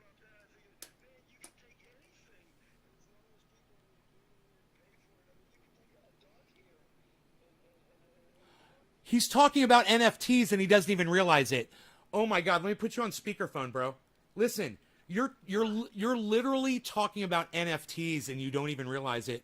Okay? So, well, I want you to say to my audience what you just said to me. Okay? Go ahead. Well, essentially, if you look the way we used to be on the gold standard and then they went off the gold standard, what you learn from that is that you could take anything, and anytime people are willing to pay for it and bid on it, any object, anything, no matter what it is, can rise in value, just like they just arbitrarily decided gold was valuable. Exactly. And when you were saying that, I was holding up different objects. I held up my beard brush that I brush my beard with every day on the show. And I held up my little mini bong that I smoked with all day. And I include guitar picks from the show with the packages. When I send out Triage World to people, I'll put a guitar pick that I used on the show when I played guitar for them. And there is a thing in cryptocurrency. It just came out within the last year or so that I'm aware of. But it's called NFTs. And what an NFT stands for is non-fungible token. So, are you familiar with the word? He says you can sell anything as long as people are willing to pay for it. We can't wait to have you on the show, bro. I told them that you're a real quick study, man. I said he catches on real fast. So, it's like lightning, brother. And I love seeing it spark, man. It's fantastic. So, yeah, we'll talk soon, and I'll have you on. But what NFTs are, bro, and you're going to love this. They're taking even record albums, man. Artists are recording an entire record album, and then they're selling it to one buyer in an auction. That's an NFT.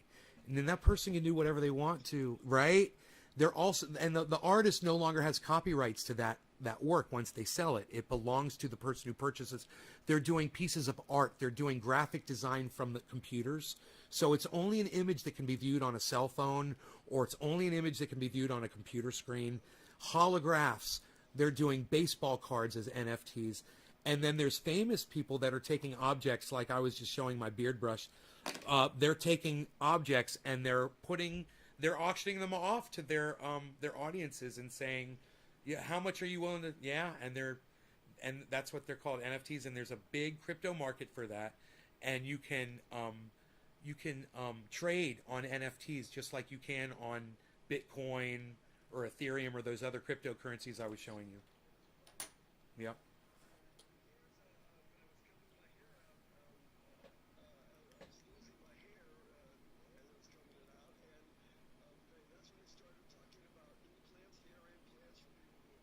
Yes.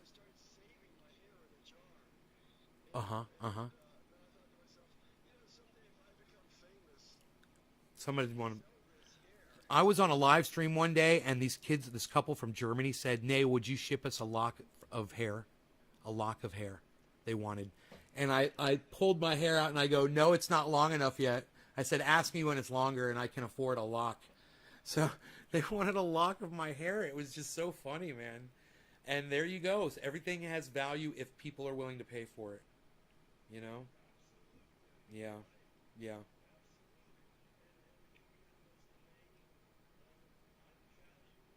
Do you know what was funny? Was when I pulled up the example of Bitcoin for you and I showed you the value of it. It's gone up friggin' $300 since the example I showed you an hour ago. The value of Bitcoin has gone up $300 that quick.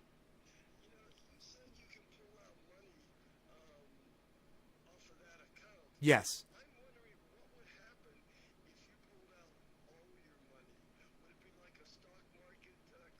Not for me. No, but if a billionaire like Elon Musk decides to do that. So I said that Mitchell doesn't have a cell phone. You've got a cell phone. You're talking to me on a cell phone right now, right? Okay, so he does have a cell phone. My bad. He's got a cell phone. So do you use the internet on your cell phone?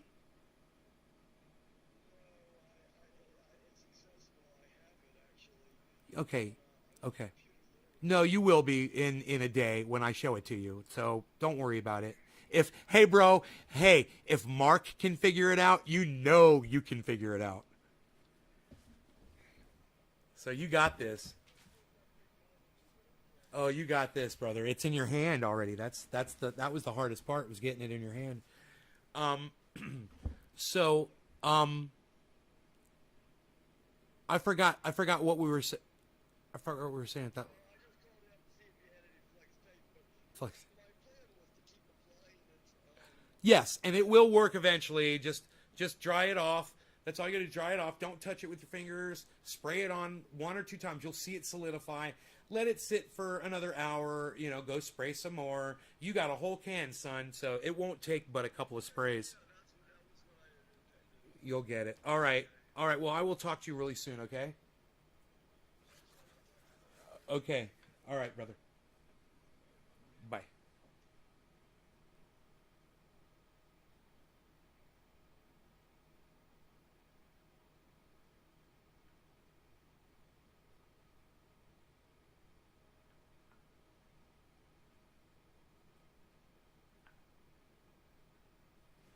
It's me and my uncle that died a while back. That was me when I was a kid. This is before I got Bell's palsy. It fucked up my face.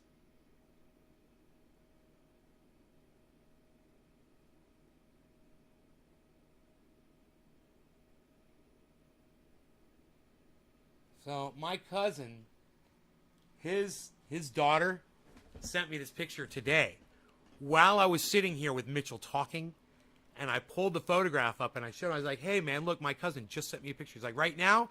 I was like, well, like an hour ago, but it's just coming up right now because we stepped in the house, and it got on the internet. And so the picture loaded, and I showed him, and he was like, that's you? He says, on the right? Is that you on the right? And I go, Mitchell, that's your left. And he goes, he's like, oh, you're right. Like, you're holding the phone with your right hand, bro.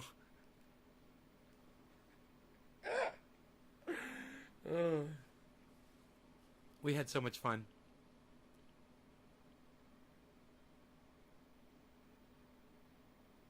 Oh, shit, it's 7:10. Why did you say shut up, Karen? What? Why'd you say shut up, Karen? 100 for the beard brush. I know, shut up, Karen. $100 for the beard brush? Do I have to sign it or something? Can I still use it? Do I have to take my hair out of it? Does the hair still need to be in it? There's a couple of hairs in it. I keep it pretty clean. $100 for this beard brush? Oh no, at Karen, I got $150 for the beard brush. Timbo0212, you got $150 for this thing? This ratty old, dirty old beard brush that I use in my beard almost every day? You would pay $150 for this. You get one of these for brand new on Amazon for probably $13 or something like that, I would think. It's called the Baby Brush by Goody. It's a Goody baby brush. Let's see how much they're worth. Now we're talking NFTs.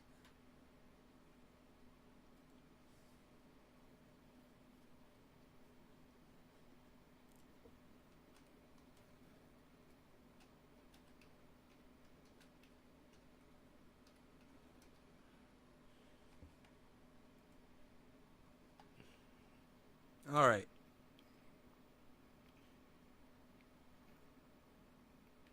Ah, there it is. Ouchless purse hairbrush. $5.99. That's the purse one. I wonder if that's the same size. The handle... The head looks smaller than the handle. Radiance Oval Cushion Hairbrush. Here's one. It's $9.99. Karen says $175 for this brush. NFTs, son. Goody. Jealous Grip Oval Cushion. Ooh. Brush. Assorted color. I like that one. The Jealous Grip Oval Cushion brush. Oh, that's very similar to this one. I'm actually going to buy some of these. Yeah, this is the normal size. It's $8 for one of these. Right? And this one's got a round handle, not a flat handle like this one's got. This one's got a comfy gel handle. Let me see that from the side. Or they just show that... Can you show it from the side? No, they're not going to show it from the side. Okay. That's cool. It looks round. That's what I want. I can get any color. I'm going to get it in...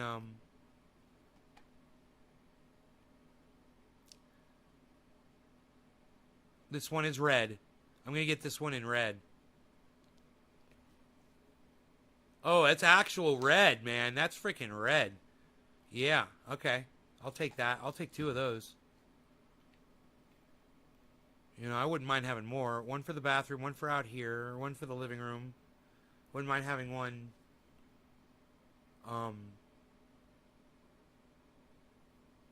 Where else would I like to brush my beard at?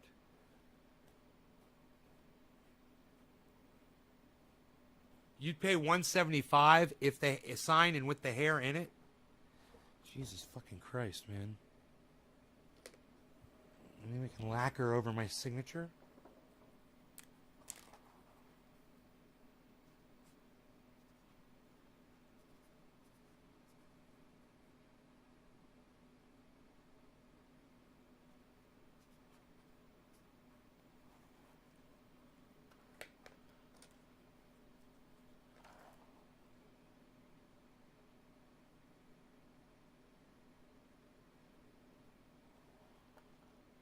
Yeah.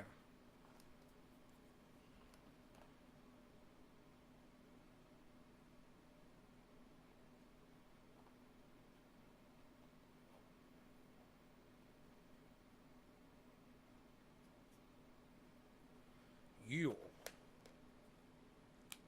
All right, I'll go spray some clear lacquer on this. Trendy Nay, NFT number 1. There it is.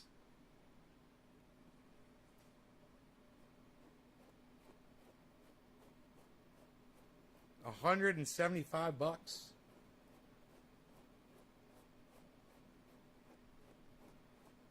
Let's say, you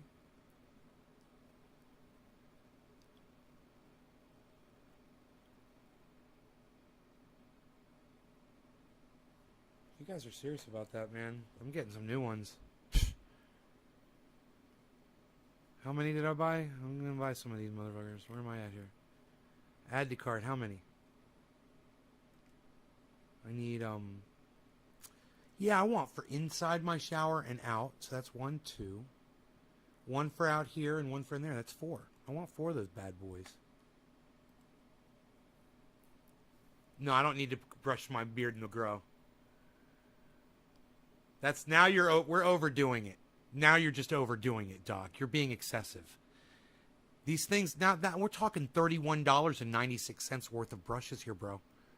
All right, can we get serious with me for 1 second, please? All right, proceed to check out.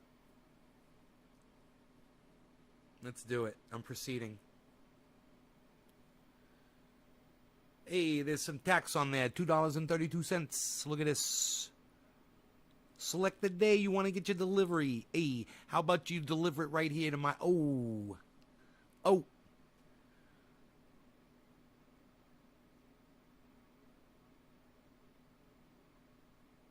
Befar. They're saying that these shall arrive. It is 4:20. In 4 days, I shall have my new brushes. I think I will sell this and give the proceeds, seriously, to Mitchell for his truck, towards his purchasing his truck. All right, that's what I will do. For NFT number one, and I'm going to lacquer that, guys. And if you guys are serious about this and you really want to donate to Mitchell's truck, you will have this beard brush, and it will be yours to do with whatever you want. And I'm even going to do this for you. I'm going to lift the bristles. See how the bristles are pushed in? Yeah. Watch this.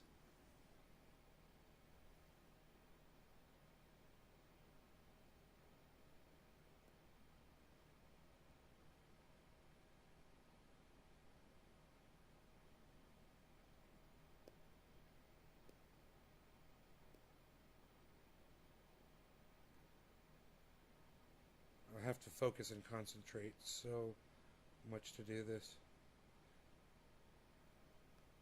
You said you want the hair in it. Is it worth more with the hair in it or with I tell you what, whoever purchases it gets the choice of whether you want the hair in it or not. Okay? There's a couple of threads. And I'm going to use it. I'm going to brush. If you want some more threads in there, I'll brush the hell out of it. You want my DNA? You going to clone me? I say you should clone me for future cloning purposes. Hey man, could you imagine? That society goes way further than I ever predicted, and you bring me back. We should write a movie, and you guys bring me back with the beard hair. You clone me, and I just wake up from the cloning. I wake up from the cloning chamber, and you're like, "Hey, Nay, we brought you back," and I'm like, "Really? What year is it?"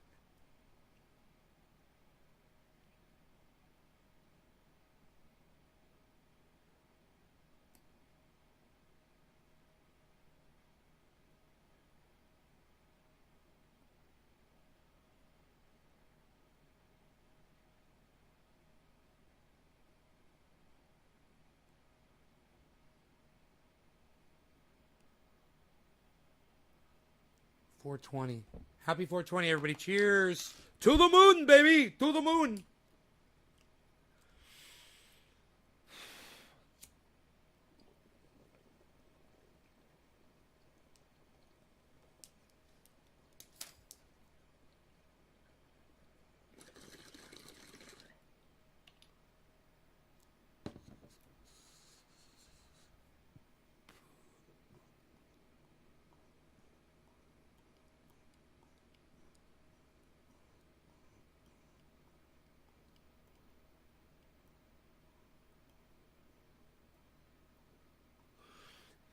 I'm going to use some Flex Seal Clear on there and spray it on there and make it rubberized rubber in a specialized liquid can.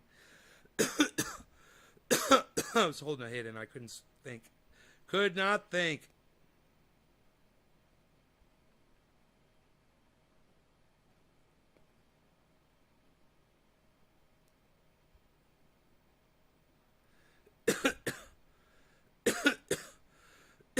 If you leave my hair in it, it's provable that this is the real deal. This video will also serve as proof, because I'll hold it up. You can take a digital image of it and compare it to the real deal to prove that this really is my beard brush. Very hard to fake.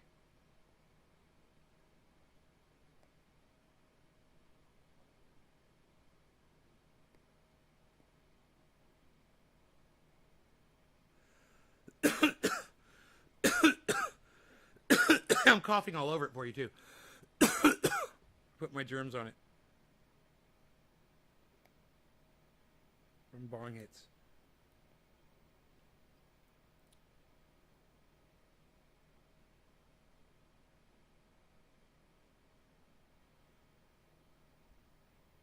Man, this thing looks way better with the bristles up. With his trusty pair of zircon-encrusted tweezers in his hand. Zircon encrusted tweezers. In my hand, zircon encrusted tweezers in my hand. In my hand, zircon encrusted tweezers in my hand. In my hand, zircon encrusted tweezers in my hand. In my hand.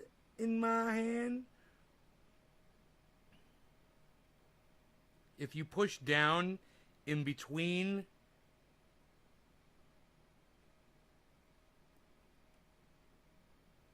the bristles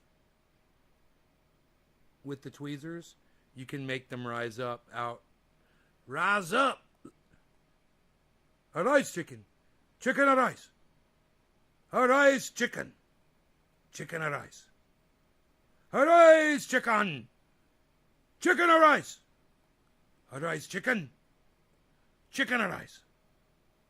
Arise, chicken. And remember, you can always go back and watch this video of me doing this to this brush, and you'll be able to show all of your friends the video of you obtaining this brush with this fucking video that will exist all over the internet as proof that this is yours. Arise, chicken. Chicken, arise. Arise, chicken. Chicken, arise. Arise, chicken. Chicken and rice. Arise, chicken. Arise. Chicken, arise. Chicken, arise. Chicken and rice. Arise, chicken. All right, so whoever wins this beard brush, and I have pulled out, I made it so nice.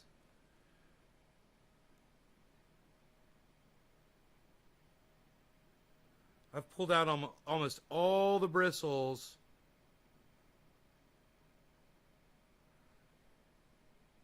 Right? Look at this.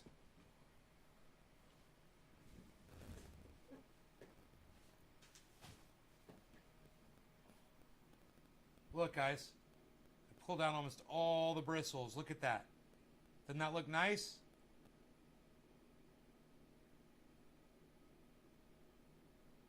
Okay. So, whoever purchases this beard brush from me is actually going to get this shipped to you. I'm also going to throw in 2 jars of triage oil. I'll put that in there too for you guys. Right? And I'm going to spray lacquer this. So it'll have Trending A on there. And then there it'll say NFT number 1. And if you want my DNA, then I've got some hairs in there.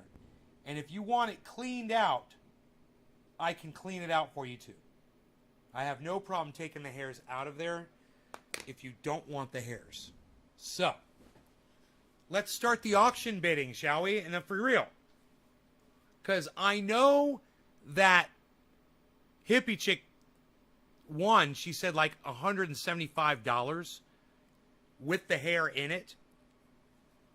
But if somebody wants to give me $200 and have me pluck the hairs out of it, the money's going to Mitchell to purchase a truck so that he can get water from my neighbor. So, if you guys are serious about this, you go ahead and bid on it all you want. For real. And I will literally give that money to Mitchell.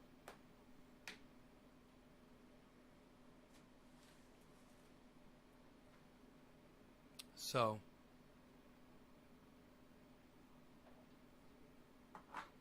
anyone for real want it? You want me to throw in free shipping? Okay, free shipping. Free shipping. You don't even have to pay shipping.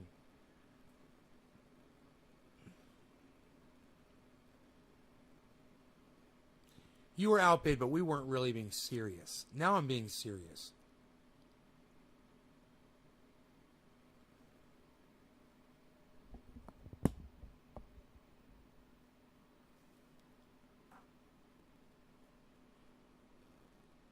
Here, I'll up the ante right now by using it on this live stream.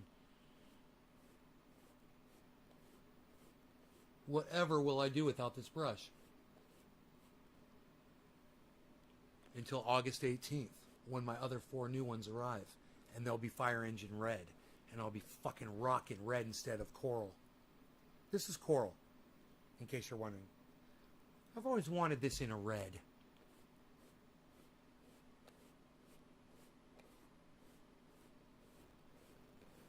What do you think? What do you guys think? Put some more hair in there, see? I upped the ante right there.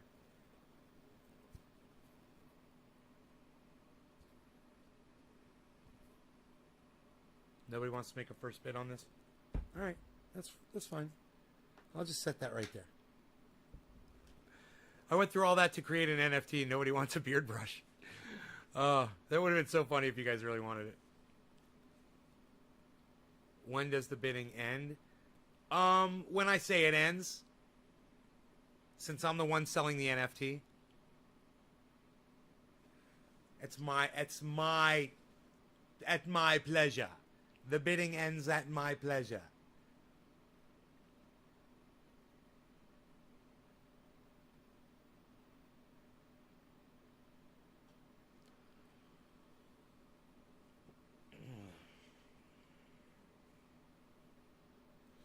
Could you imagine you're sitting there and you start watching that video with somebody and you whip that out and you start brushing your hair with it? And you're like, yeah. I'm just going to set this right here.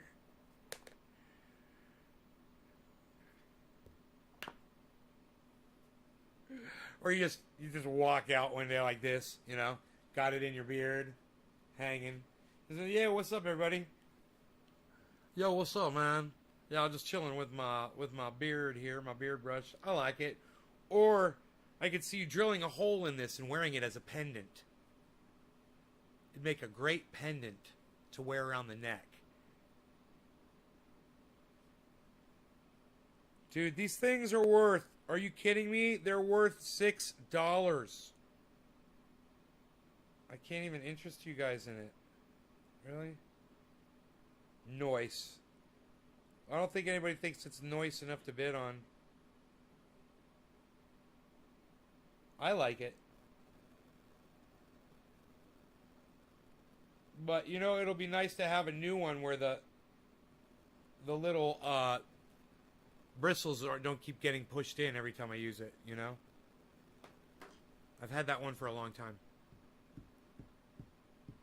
A face wash for the brush. Huh, no thanks. Nice trade. I don't think I'm going to be able to purchase a truck for Mitchell with that money. But thank you for offering. It's nice of you. I'll let him know. Wow, I'm excited to get some new beard brushes, man. I've been meaning to do that and I just keep forgetting. I'll just throw this one in the garbage since nobody wanted it. Put rubber bands on your beard and you would look like Captain Lou Albano. Is that what I need to do? That's all I need to do? And now I can look like Captain Lou? Because I looked at pictures of Captain Lou and I was like, yeah, I kind of see it, you know, I guess.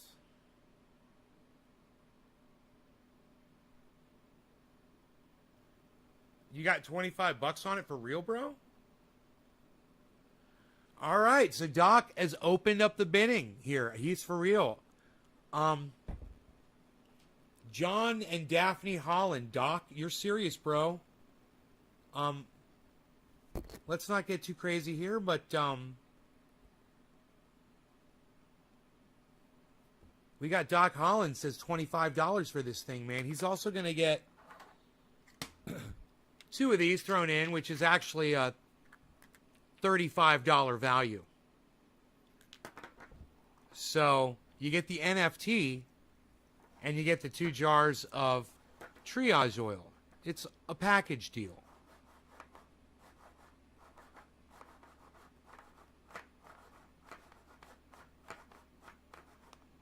$25. The money goes to Mitchell, my neighbor, who saved my life today.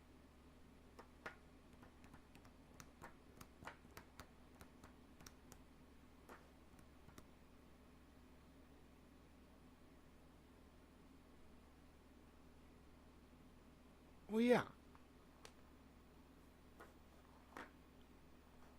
Remember, the money goes to Mitchell to try to get a truck.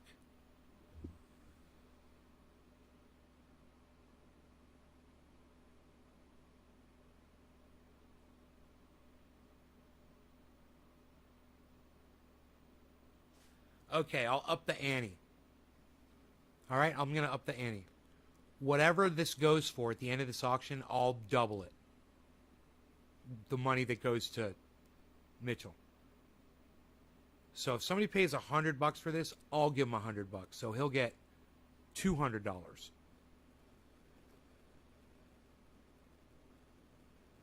How'd my neighbor save my life? I twisted my ankle and had an anxiety attack. And I almost gave myself a heart attack. And he pulled up, and I was able to yell help in time for him to come up and calm me down. It was a real life or death situation, man. I was in sweltering heat. I didn't have any water, and I couldn't move. I couldn't think. I couldn't do anything.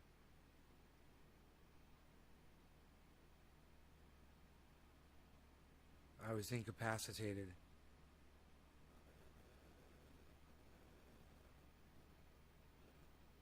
You know?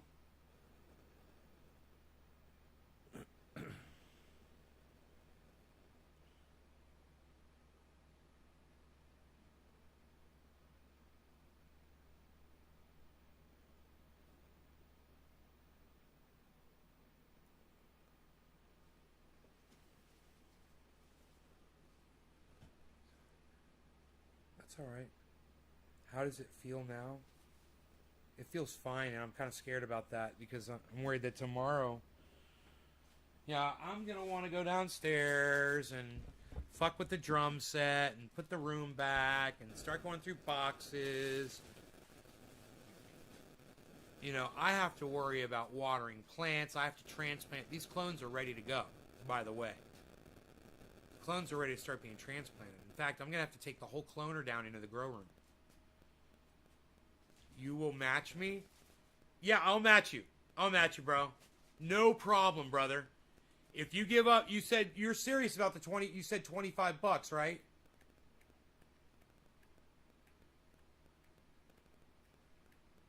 All right, then Mitchell's getting 50, bro. Already. With your 25, he's going to get 50. And if you guys are serious and you guys want, seriously, I'll ship you this. You guys want to bid on this? I'll double it. It'll go to a really good cause.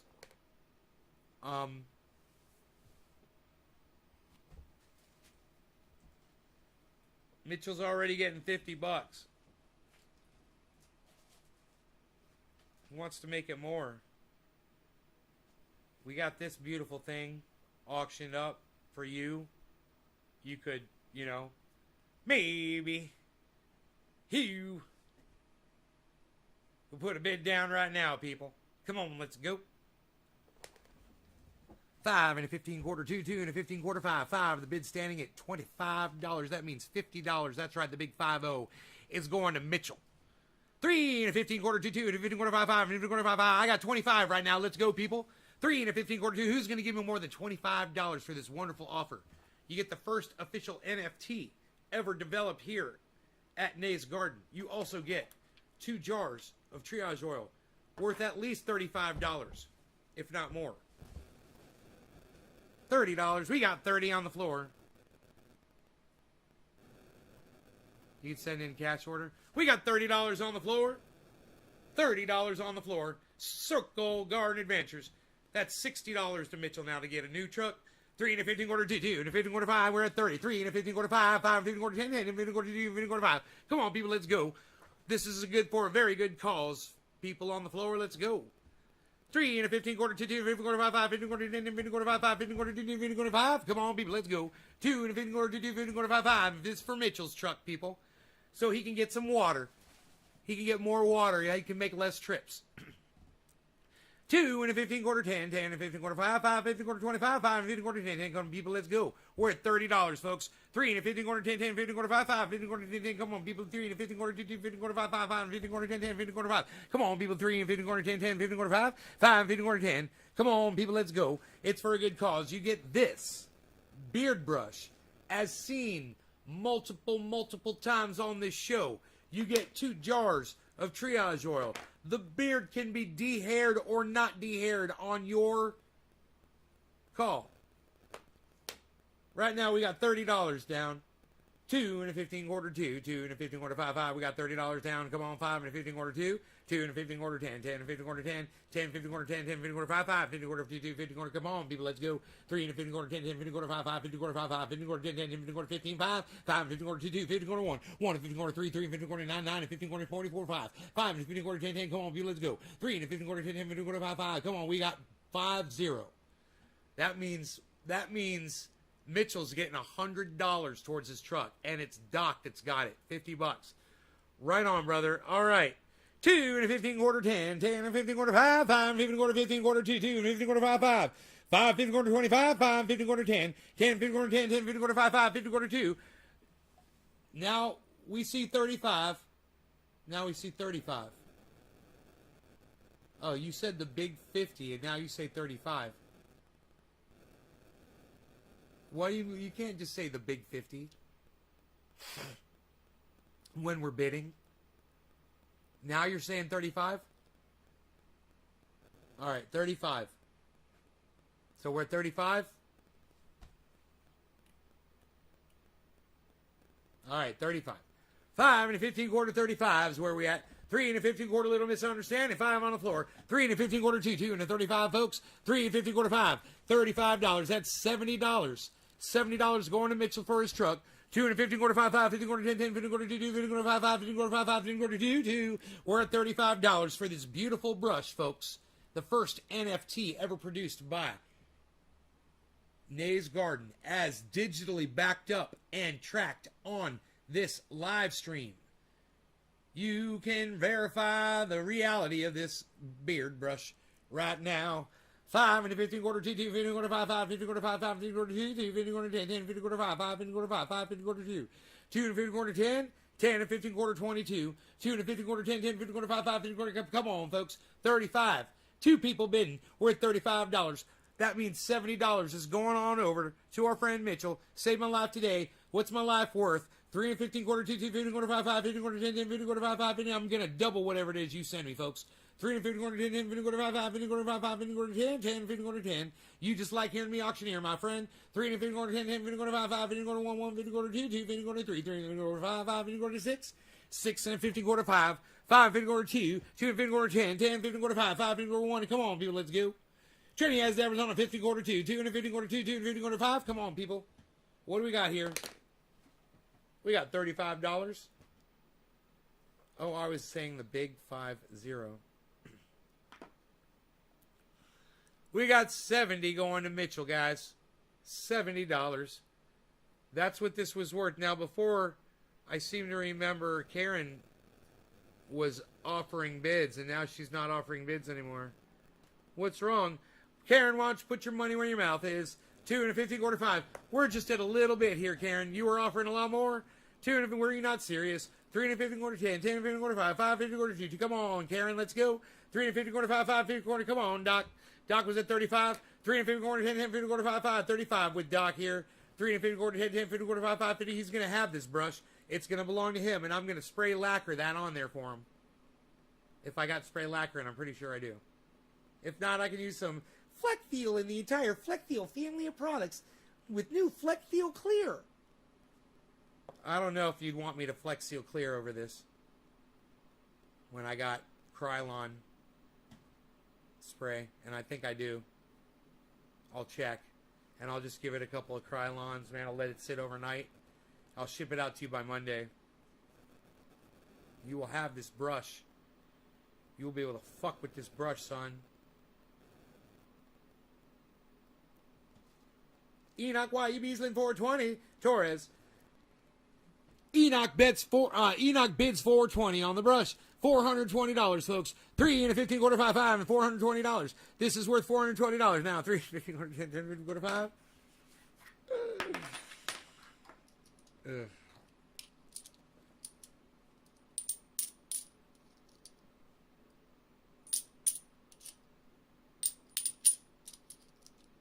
Is that what it's going to be?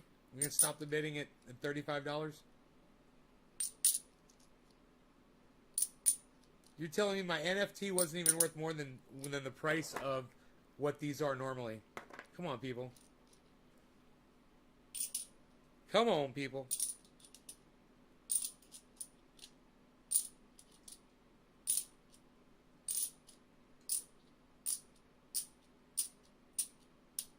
Come on, people.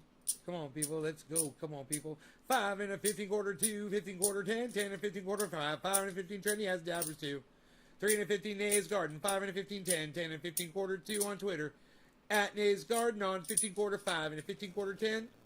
At Nays Garden at Twitter. 2 and a 15 quarter 10, 10 and 15 quarter 5, 5 and a quarter 2, 5 and a 15 quarter 10. You even catch coins, bro? Do you even catch coins, bro? Do you even catch coins, bro? No. Do you even catch coins, bro? No. That one went in the garbage, actually. Don't go in the garbage anymore, bro. Do you even catch coins, bro? Do you even catch coins, bro? I didn't even hit that one. Do you even catch coins, bro? Do you even catch coins, bro? I caught that one. Do you even... The trick is to give it a little upward thing. Do you even catch... Do you even catch coins, bro? Do you even catch coins, bro? Do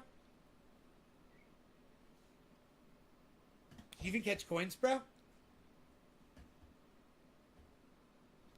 Do you even catch coins, bro? It went up so fast, Doc says. Yeah, $420. And Mitch has $70 towards the truck so he can get water. I love the cause. Yeah, it's a good cause, man. Do you even catch coins, bro? My cat wants to go outside. Does anybody else want to bid on this brush? And the two...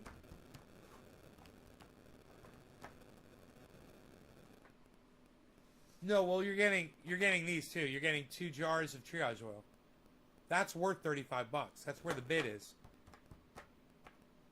But I'm throwing this brush in too, which has my signature on it, which the ladies were acting all excited about before, and now they're being silent.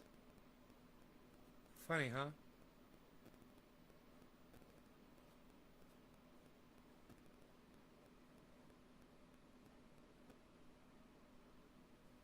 Kitty cat going outside. Kitty cat going outside. Looking outside. Kitty cat wanna go outside. Kitty cat. Kitty cat going outside. 5 and 15 quarter 2. 2 and there's a little kitty cat going outside. 3 and 15 quarter 10. 10 and 15 quarter 1 and 15 quarter 2. 10 and 15 quarter 15 5. 2 and 15 quarter 1 and 15 quarter 10. 10 and 15 quarter 2. You wanna go outside, little doggy? Little doggy going outside. 3 and a 15 quarter doggy going outside. Little doggy going outside. Little doggy with the little kitty outside. Little doggy and the little kitty cat going outside. 3 and a 15 quarter 2 and a 15 quarter 10. 15 quarter 5. 15 quarter 2, 15 quarter 1. 1 15 quarter 5.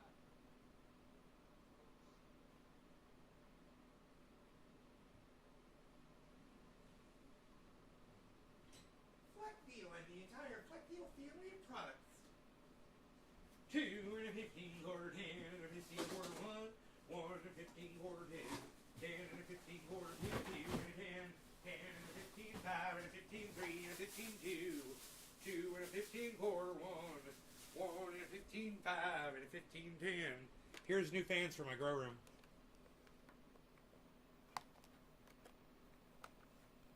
Putting them in. I'm gonna go do that. It's gonna be fun.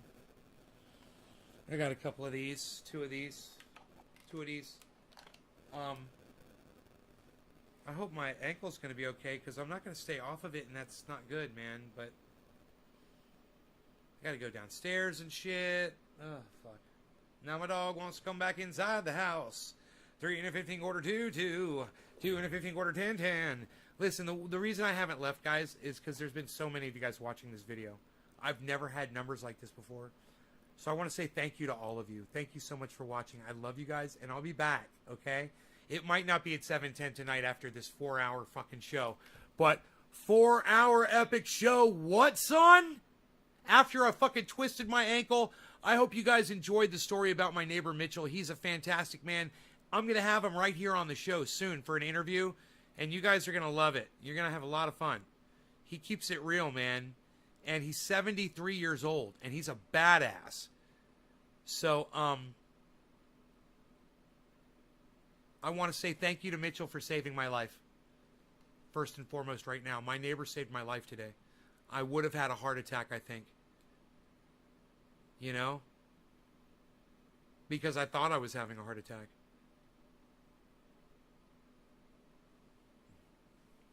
Never been so confused before in my life. Just stunned and confused.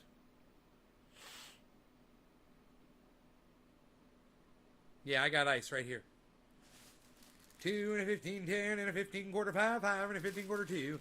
2 and a 15 quarter 10, 10 and a 15 quarter 5, 5 and a quarter 2, 2 and a quarter 2, 2 and a 15 quarter 5, 5 and a quarter 5, 5 and a quarter 10. Doc Holland won the auction at $35. Doc, you can pay me on PayPal, brother. I'll go ahead and I'll get $70 over to Mitchell Stat. So, there you go. Just purchase it on the website normally.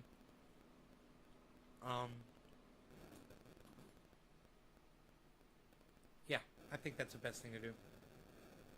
Buy one, get one free offer. And I will ship you out your brush, bro. You want it without the hair? You want me to pull the hair out of it?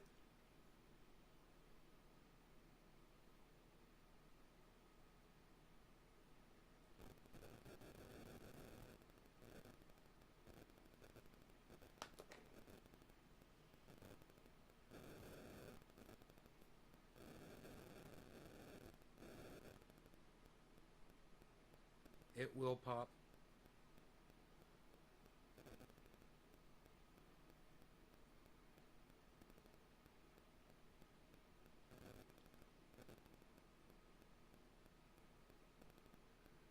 Yeah, it's getting achy now, man. I can feel it.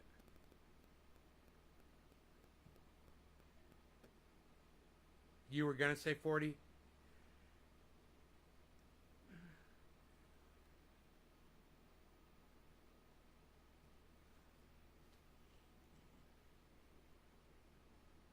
I gotta let my dog back in. Hold on, buddy.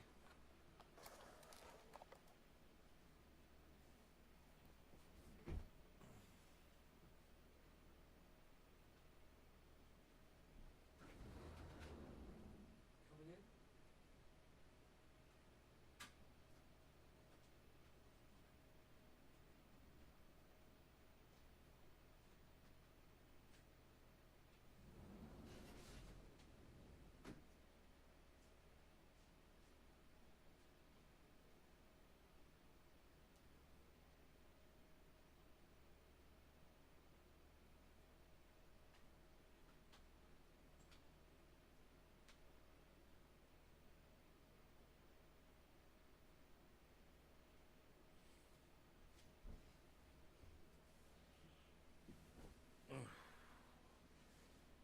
Are you guys still here? Okay, so it was 3 hours and 40 minutes. Okay. I thought the 3 was a 5. Long enough. Yeah, go to the website.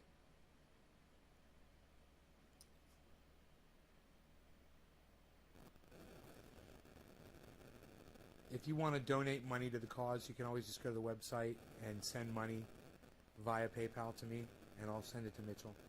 Just put in the memo for Mitchell, for Mitchell's truck. You guys can donate. All right? All right. Thank you so much for watching the show.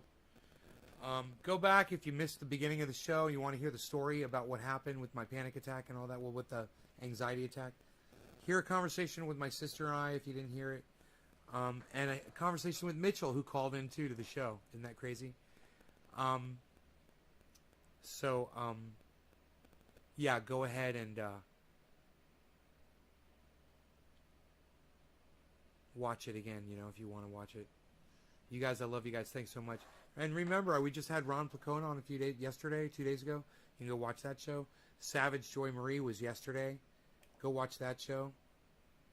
All right? If you missed them. All right. Ooh, I don't want to mess up your brush, bro. Be nice to your brush. I will see you guys soon. If not tonight, then tomorrow. Maybe late night. I don't know. We'll just see how my ankle's feeling and stuff. Maybe I'll go soak it in the jacuzzi. I don't know. You guys take care. Love you guys. Hashtag keep it open. I love you guys. Bye-bye.